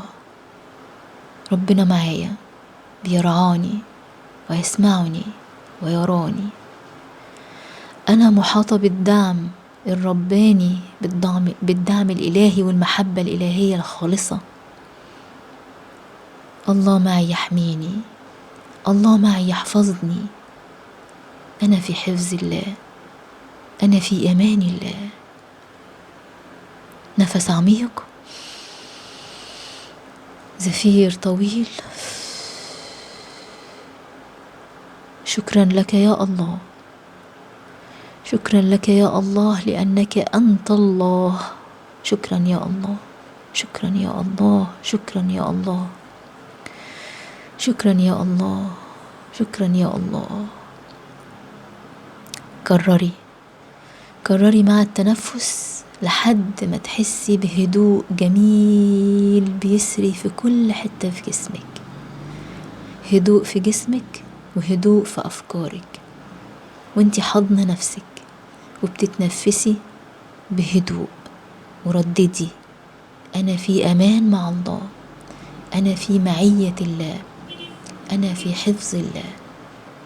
نفسي نفسي.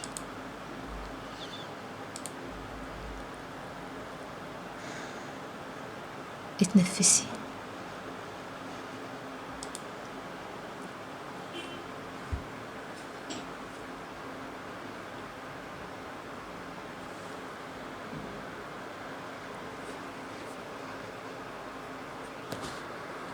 فتحي عينيكي لو كنتي غمضتيها وقوليلي ايه رأيك؟ حسيتي بفرق؟ حسيتي بفرق حتى ولو بسيط؟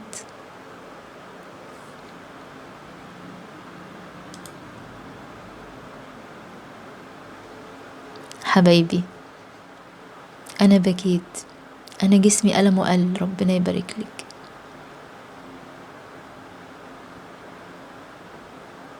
حاسة إني دخت، معلش مش مشكلة يا سحر. التنفس ساعات بالطريقة دي في البداية في ناس بتحس معاها بدوخة عشان مش متعودين. مع الوقت هتتعودي. اشربي مية، اللي داخت أو صدعت تشرب مية وتاخد شوية ملح تحت اللسان.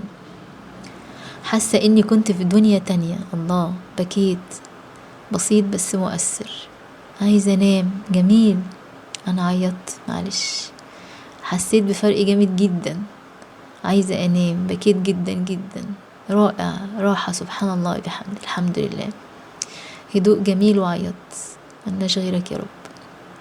تسلمي، جزاكم الله كل خير. أنا عيطت طبعا، ارتحت، دخت. اللي داخ يتنفس، يشرب مية، ممكن ياخد شوية ملح تحت اللسان، وده طبيعي، طبيعي في الأول.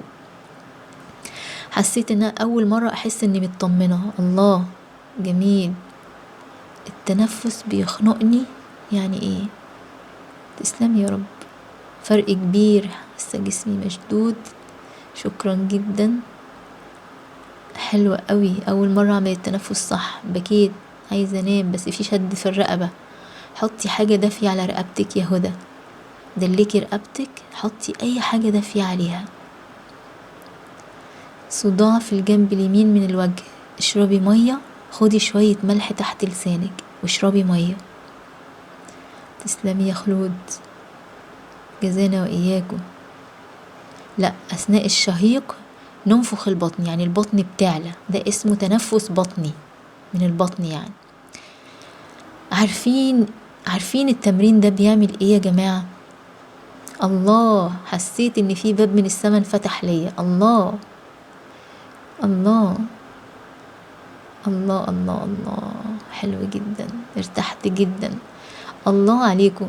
انتوا شايفين ايه اللي بيحصل؟ جسمك بيستجيب،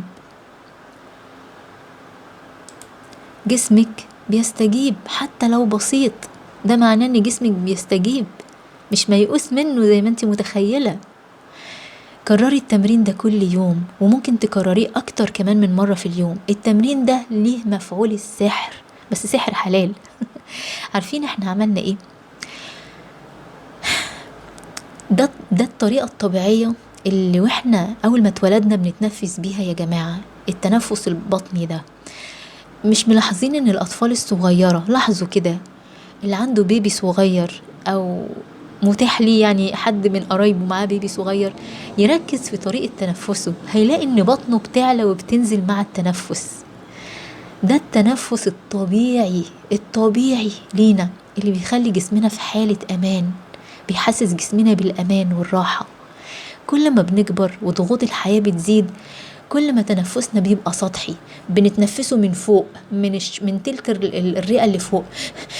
تنفس كده، التنفس من تلك الرئة اللي فوق ده بيدي احساس خطر للجسم، لان لما احنا لما بنجري او بيبقى فيه خطر، احنا بنتنفس كده فعلا. فوانتي بتتنفسي كده، انتي بتدي الجسم او الهايبوثالاموس بقى اللي هو تحت المهاد اشاره ان في خطر بيحصل. وان امال انت بتتنفسي كده ليه؟ يبقى في خطر، يبقى انت بتجري من عدو، في اسد بيجري وراكي. فاهمين الفكره؟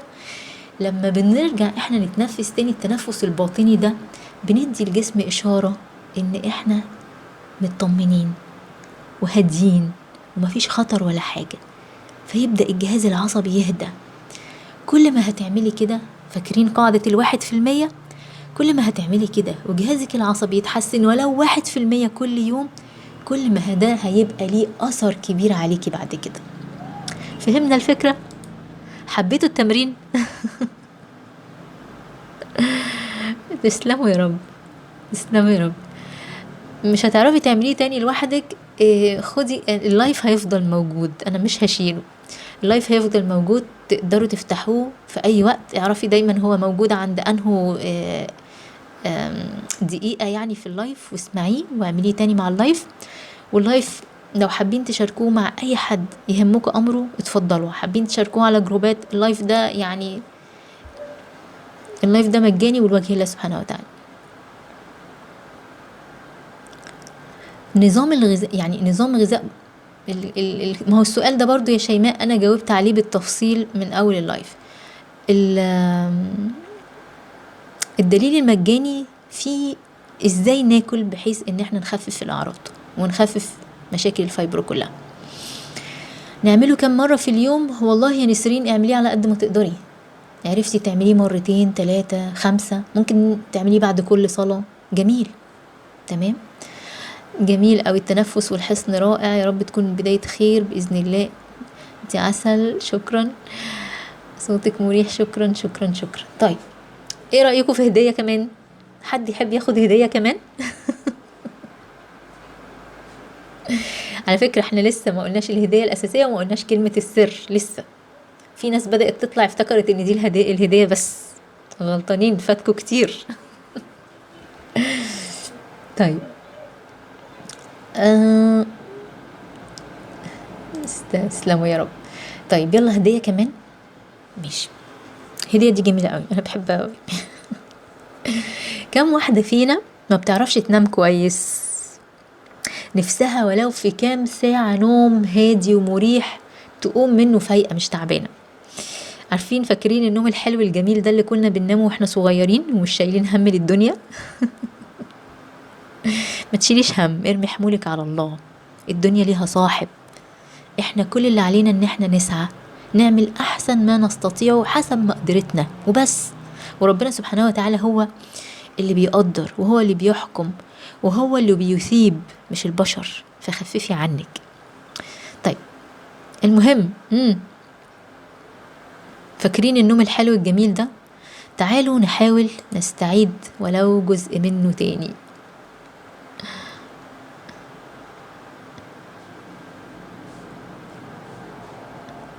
حبيبتي حبيبتي يا ام ويسة، احضني نفسك، احضني نفسك. انا نفسي انام، نفسي انام، نفسي انام، نفسي انام، نفسي انام. طيب طب الحمد لله، الحمد لله يا شيرين. نفسي انام، نفسي انام. مشكلة النوم من اكبر المشاكل اللي بتقابل مريض الفايبرو جدا جدا، وبتأثر في كل حاجة وبتضرب باقي الحاجات. طيب النوم انا اتكلمت عنه بالتفصيل في الدليل المجاني، وقلت في تطبيقات نعملها قبل ما ندخل ننام. ماشي، هننفذ التطبيقات دي، بس كمان النهاردة هقولك على سر. سر تعمليه بجانب التطبيقات دي. تاني بكرر، بجانب التطبيقات اللي قلتها في الدليل. انا مش هقعد بقى اكرر اللي مكتوب في الدليل. تمام. كل الاسئله اللي اجاباتها موجوده في الدليل انا ما جاوبتهاش، كنت بشوفها بس ما جاوبتهاش عشان وقت اللايف. شايفين ما شاء الله الوقت طويل واحنا في حاجات كتيره سبناها. فالدليل كده كده هنزل الرابط بتاعه، افتحوه هتلاقوا فيه اجابات حاجات كتير قوي قوي من اللي سالته عنها. طيب ايه بقى السر الخاص باللي هيحضروا اللايف النهارده، او الجمال اللي حاضرين معايا اللايف النهارده؟ حاجه ساحره رخيصه موجوده تقدري تجيبيها من اي حته وببلاش تقريبا. وتعالي اقولك فوائدها الاول. فوائدها اول حاجه بتهدي الجهاز العصبي، بتهدي الجهاز العصبي وبتقلل النشاط الزايد في الجهاز العصبي، فبتساعد الجسم انه يهدى ويدخل في النوم. كمان بتقلل حرارة الجسم، وحرارة الجسم لما تقل دي خطوة أساسية جدا وبتحصل طبيعيا قبل ما ندخل ننام. بس مريضة الفايبرو ساعات بيحصل خلل، زي ما قلنا الهايبوثالاموس هو اللي بيشتغل على موضوع حرارة الجسم ده، فممكن يحصل اختلال. تمام. فالحاجة الساحرة اللي انا هقولك عليها دي دلوقتي يعني بتعمل الخطوة دي بشكل طبيعي، بتقلل حرارة الجسم. كمان بتدخل في تكوين السيروتونين والميلاتونين. والسيروتونين ده ايه؟ ده ناقل عصبي مهم جدا للمزاج والروقان. تمام. والميلاتونين ده ايه؟ ده هرمون النوم، ده اللي بيساعد اصلا ان احنا ندخل في النوم. كمان بتحسن جودة النوم العميق اللي هو الديب سليب. ناس كتيرة بتقول انا بنام وبصحى كأن مخي كان لسه شغال طول ما انا نايمة. ايوه، انت ما دخلتيش في حاجة اسمها الديب سليب. تمام. انت كان نومك سطحي. الحاجة اللي هقولكوا عليها الساحرة دي يعني بتخلي البني آدم مننا يدخل في نوم عميق ويصحى أكثر نشاطا. ايه بقى اسمها؟ ايه بقى البتاعة الجامدة دي؟ تسمعي عن حاجة اسمها الجلايسين؟ الجلايسين حد سمع عنه قبل كده؟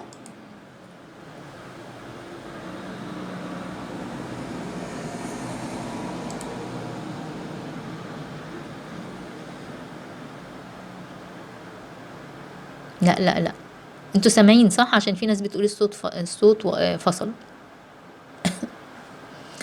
دايما عاوزة انام طول الوقت، ممكن يكون بسبب الاجهاد القذري، وده انا شرحته في بداية اللايف يا ام مؤمن. سمعنا عن الجلايسين؟ الصوت تمام. لا لا لا، حمض اميني موجود في اللحوم. شطورة شطورة يا سهى، بس احنا مش هناخده من اللحم. سمعت عنه في المغنيسيوم جلايسينات، صح موجود في المغنيسيوم جلايسينات بس نسبة صغنطوطة جدا. لا لا لا، بفكر كتير ونايمة. لا، ممكن نكتب الاسم. حاضر هكتب لكم الاسم. جلايسين ده ايه بقى؟ الجلايسين ده، الجلايسين ده حمض اميني مهم جدا وله دور فعال في تحسين النوم من منظور البايوكيمستري والطب الوظيفي، ودول عشقي. البايوكيمستري دول عشقي يعني. تمام. هو حمض اميني غير اساسي الجسم بيقدر يصنعه، لكن في حالات التوتر المزمن والامراض المزمنه زي الفايبروميالجيا اللي الجسم بيقدر يصنعه ما بيكفيش. ما بيكفيش وبنبقى يعني في احتياج اكتر ليه. طيب ناخد بقى الجلايسين منين؟ ازاي نجيب الجلايسين؟ الجلايسين موجود بكثرة ووفرة في شوربة العظم. عارفين شوربة العظم؟ شوربة المواسير. طيب اللي مستصعب يعمل شوربة عظم، موجود كمان في الجيلاتين الطبيعي. عارفين الجيلاتين؟ الجيلاتين الباودر اللي ممكن نشتريه من العطار، بس يكون جيلاتين بقري حيواني مش جيلاتين نباتي. اهو الجيلاتين ده فيه جلايسين. لو تقدري تعملي شوربة العظم اللي هو البون بروث، والبون بروث على فكرة عشان تتعمل صح ليها طريقة، لو حابين ان انا ابقى انزلها لكم مكتوبة انزلها لكم، تمام. وتاخدي كل يوم قبل ما تنامي بنص ساعة طبق كده صغير من الشوربة دي تشربيه كده، انت خدتي جلايسين يدخلك في مرحلة النوم بشكل اعلى واعمق. طيب ما عنديش جلايسين وعايزة ابتدي من دلوقتي، يبقى الجيلاتين اللي موجود عند العطارين، بس استنضفي بقى عطار كبير او جيبيه من اي محلات اغذية صحية هتلاقي عندهم جيلاتين. تاخدي منه ما يعادل كده ممكن معلقتين صغيرين في شوية مية دافية، ورشي عليهم مثلا شوية ملح، عصرة ليمون، كأنهم شوربة أو أي بهارات تحبيها، وابتدي اشربيها. ده بيدي جسمك جلايسين بشكل جميل جدا ودومي. مش من أول يوم ممكن يحصل الفرق، لكن لو داومتي هتلاقي النوم بتاعك بيتحسن وبتنامي بشكل أعمق ودماغك تبدأ تفصل. مع تاني بأكد مع التطبيقات اللي قلت عليها في الدليل المجاني. ايه رأيكم بقى؟ ايه رأيكم في الفكرة دي؟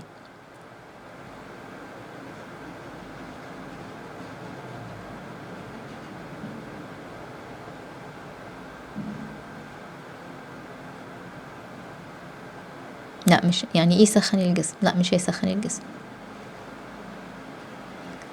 اي نوع من العظم اللي هي المواسير او مفاصل كله حلو.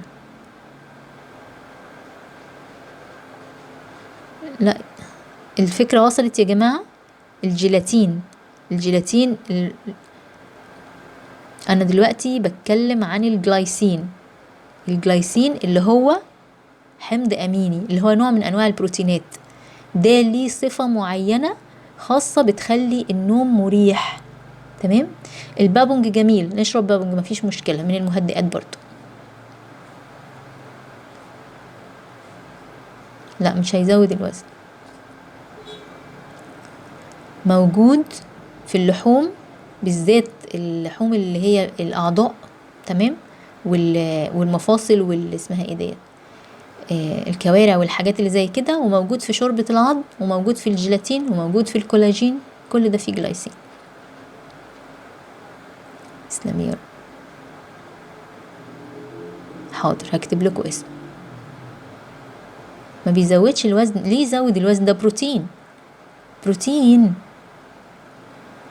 الوزن ما بيزيدش كده اصلا، الوزن بيزيد عشان حاجات تانية كتير. البروتين، ايوه الجيلاتين اللي بنحطه على المربى بالظبط يا هند، هو ده. لا الجيلي لا طبعا، لان الجيلي فيه مواد حافظة وملونات وحاجات كده. ايوه بمية دافية، معلقتين صغيرين مية دافية واشربيه. لا خالص يا يارا والله ملوش اي طعم، طعمه جميل. مفيش منه فيتامين. ممكن لو انتي برا مصر ممكن تدوري على جلايسين. طيب لا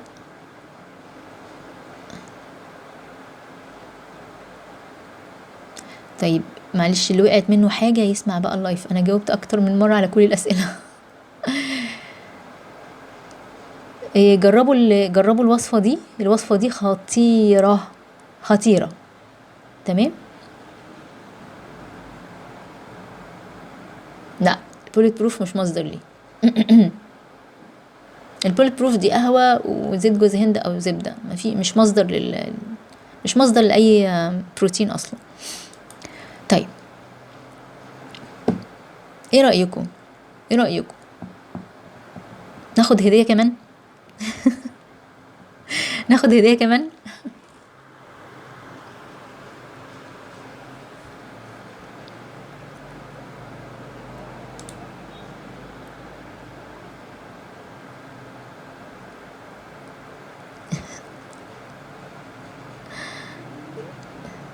طيب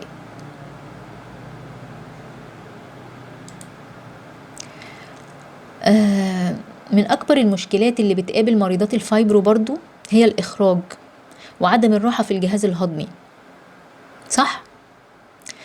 برضو هقولك دلوقتي على حاجة ببلاش تعمليها أكتر من مرة في اليوم بعد الأكل بساعتين على الأقل وممكن أكتر. وداعي السحر يعمل، داعي السحر يعمل. تعالي أقولك فوائدها الأول. بتحفز عملية الإخراج بشكل طبيعي، تمام؟ فده بيبقى مفيد جدا جدا بالذات للي عندهم إمساك مزمن أو الأشخاص اللي عندهم خمول في القولون أو بطء في الحركة المعوية. كمان اللي أنا هقولها لك دي، الحاجة اللي هقولها لك بتحسن نشاط الجهاز الليمفاوي، والجهاز الليمفاوي ده هو اعتبريها المجاري التصريف بتاعة الجسم، تمام؟ فلما التصريف السوائل الزايدة اللي حوالين الجسم يحصل، الانتفاخ بيقل والالتهابات بتقل وبندعم إزالة السموم من الجسم، يعني بنعمل له ديتوكس. كمان بتخفض التوتر، يعني بتقلل حدة التوتر في الجسم وبتنظم العصب الحائر الفيجاس نيرف اللي يسمع عنه، تمام؟ ما بقاش في وقت اشرح حاجة خالص والله. الوقت فعلا وده بيؤدي ان الجهاز العصبي يهدى، الهضم والاخراج يتحسنوا، ويعني بيعمل تعزيز للشعور بالراحة وبالامان الداخلي. ايه بقى الموضوع ده او ايه الحاجة دي اللي نعملها فناخد كل الفوائد دي؟ هو تدليك لمفاوي للبطن، تدليك لمفاوي للبطن. ممكن تنامي على ظهرك او تبقي واقفة زي ما تحبي، ممكن تدهني ايدك او نقط زيت او بطنك براحتك، وتبدأي تدلكي منطقة البطن بحركات دائرية وبعدين بحركات نازلة من تحت الحجاب الحاجز او من تحت القفص الصدري كده وباتجاه السرة نزولا لحد تحت لحد منطقة العانة، تمام؟ ولو هتستعملي زيت يفضل كمان الزيت يبقى دافي، هيبقى جميل قوي، هيديكي تأثير جميل جدا، تمام؟ ومدة التدليك دي تبقى من 5 ل10 دقايق بس. اعملي كده وهتشوفي جهازك الهضمي بيرتاح وبيستجيب والإخراج بيبقى أسهل قد ايه رأيك؟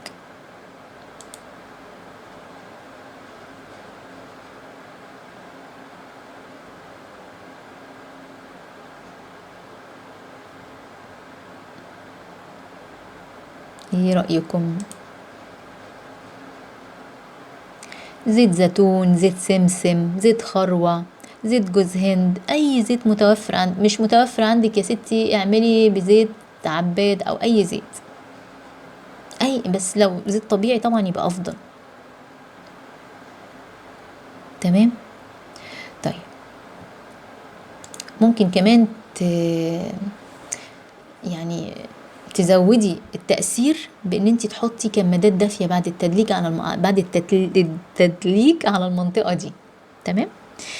بس نخلي بالنا بقى اللي حامل ما تعملش حاجة زي كده غير بإشراف الطبيب بتاعها، اللي عنده التهابات حادة جدا في البطن برضو، او اللي عامل جراحات في البطن، يعني جراحات لسه شغالة، يعني جراحة لسه أثرها موجود، مش أثرها يعني لسه عامل جراحة في البطن قريب، فاهمين؟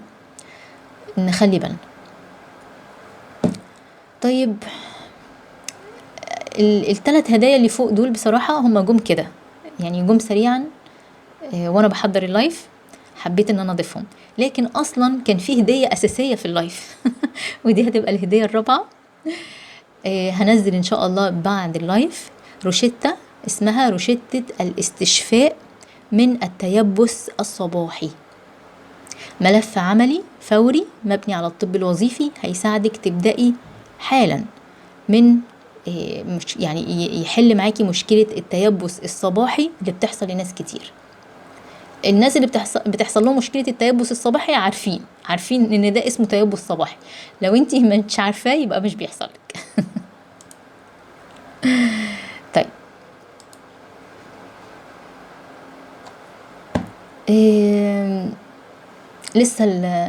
لسه كلمة السر ما قلناهاش. طيب خلوني اقول لكم. انا سعيدة جدا بكل الحضور النهاردة، وقد ايه كانت روحكم جميلة جدا. لو حسيتي ان اللايف ده لمس حاجة جواكي فده مش صدفة، انا عملت البرنامج ده مخصوص علشانك. خطوة بخطوة هنمشي الرحلة سوا، بدون ضغط بدون جلد، لكن بإصرار وبعلم وعن حب ومحبة.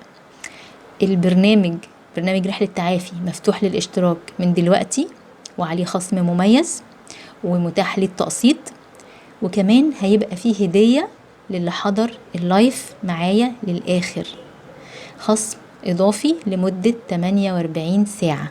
يعني الخصم الإضافي ساري طول يوم الجمعة بكرة إن شاء الله والسبت، بس الخصم ده هيكون بكلمة سر. تمام؟ تبعتي في الرسالة، أنا هسيب رابط التواصل مع فريق الدعم أو خدمة العملاء، يعني تبعتي في الرسالة ليهم كلمة أنا عايزة أشترك في رحلة تعافي، وبين قوسين تكتبي كلمة السر اللي هقولها لك. لما فريق الدعم هيشوف كده هيعرف ان انتي من المهتمين المميزين اللي حضروا اللايف للآخر، ويديكي الخصم الإضافي على طول. هنبدأ الرحلة إن شاء الله يوم الخميس الجاي إن شاء الله في جروب مقفول علينا خاص بالبطلات المشتركات في الرحلة فقط. مش بوعدك في الرحلة إن الألم هيختفي بين يوم وليلة، لكن بوعدك إن انتي هتبدأي تمسكي طرف خيط حقيقي، وتبدأي طريق حقيقي تشوفي جسمك فيه بيتحسن يوم عن يوم بإذن الله سبحانه وتعالى. وهتكتشفي كمان إنك مش لوحدك، وإنك في وسط صحبة آمنة كلهم حاسين بيكي وبيمروا باللي انتي بتمري بيه ومصدقينك. هنطبطب على بعض وهنشجع بعض ونمسح دموع بعض، وكمان هنحتفل بإنجازاتنا الصغيرة قبل الكبيرة، ونفرح لفرحة بعض، وهنطلع لايف مع بعض وهنشارك بقى ونتكلم مع بعض ونضحك ونهزر بإذن الله. هنعمل ده كله بإذن الله في جو كله لطف وإنسانية ومحبة ورقي. وهتكتشفي كمان إن جسمك حبيبك مش خاينك. جسمك حبيبك مش خاينك ولا عمره خانك، هو بس كان محتاجك تبقي جنبه، محتاجك تسمعيه وتنتبهي ليه وتحني عليه وتهديه وتطمنيه. لو التدريبات البسيطة اللي عملناها مع بعض النهاردة والفهم اللي فهمناه مع بعض النهاردة فرق معاكي وحسيتي فعلا بتغير معاه، فتخيلي ده تقدم في ساعتين، تخيلي رحلة مدتها 90 يوم. الإحساس فيها إن شاء الله هيبقى عامل إزاي؟ لو مستعدة تبدأي الرحلة احنا هنبقى معاكي خطوة بخطوة. ابعتلنا رسالة فورا على الروابط اللي هتنزل تحت اللايف، وما تنسيش تقولي لهم كلمة السر اللي هي ايه. هقول كلمة السر. كلمة السر جزر. هتدخلي تقولي لهم جزر.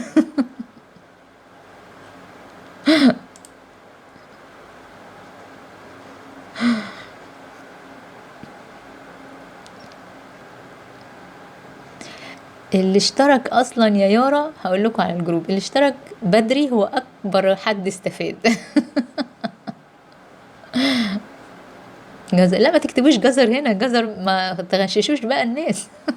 ما تغششوش اللي ما حضروش، عشان ده يعني دي جزر دي مميزة للي مهتمين وكملوا للآخر. اللي طلعوا بسرعة ما مش هيعرفوا الجزر ده. شكرا ليكم ولوجودكم النهاردة. تعالوا ندعي مع بعض.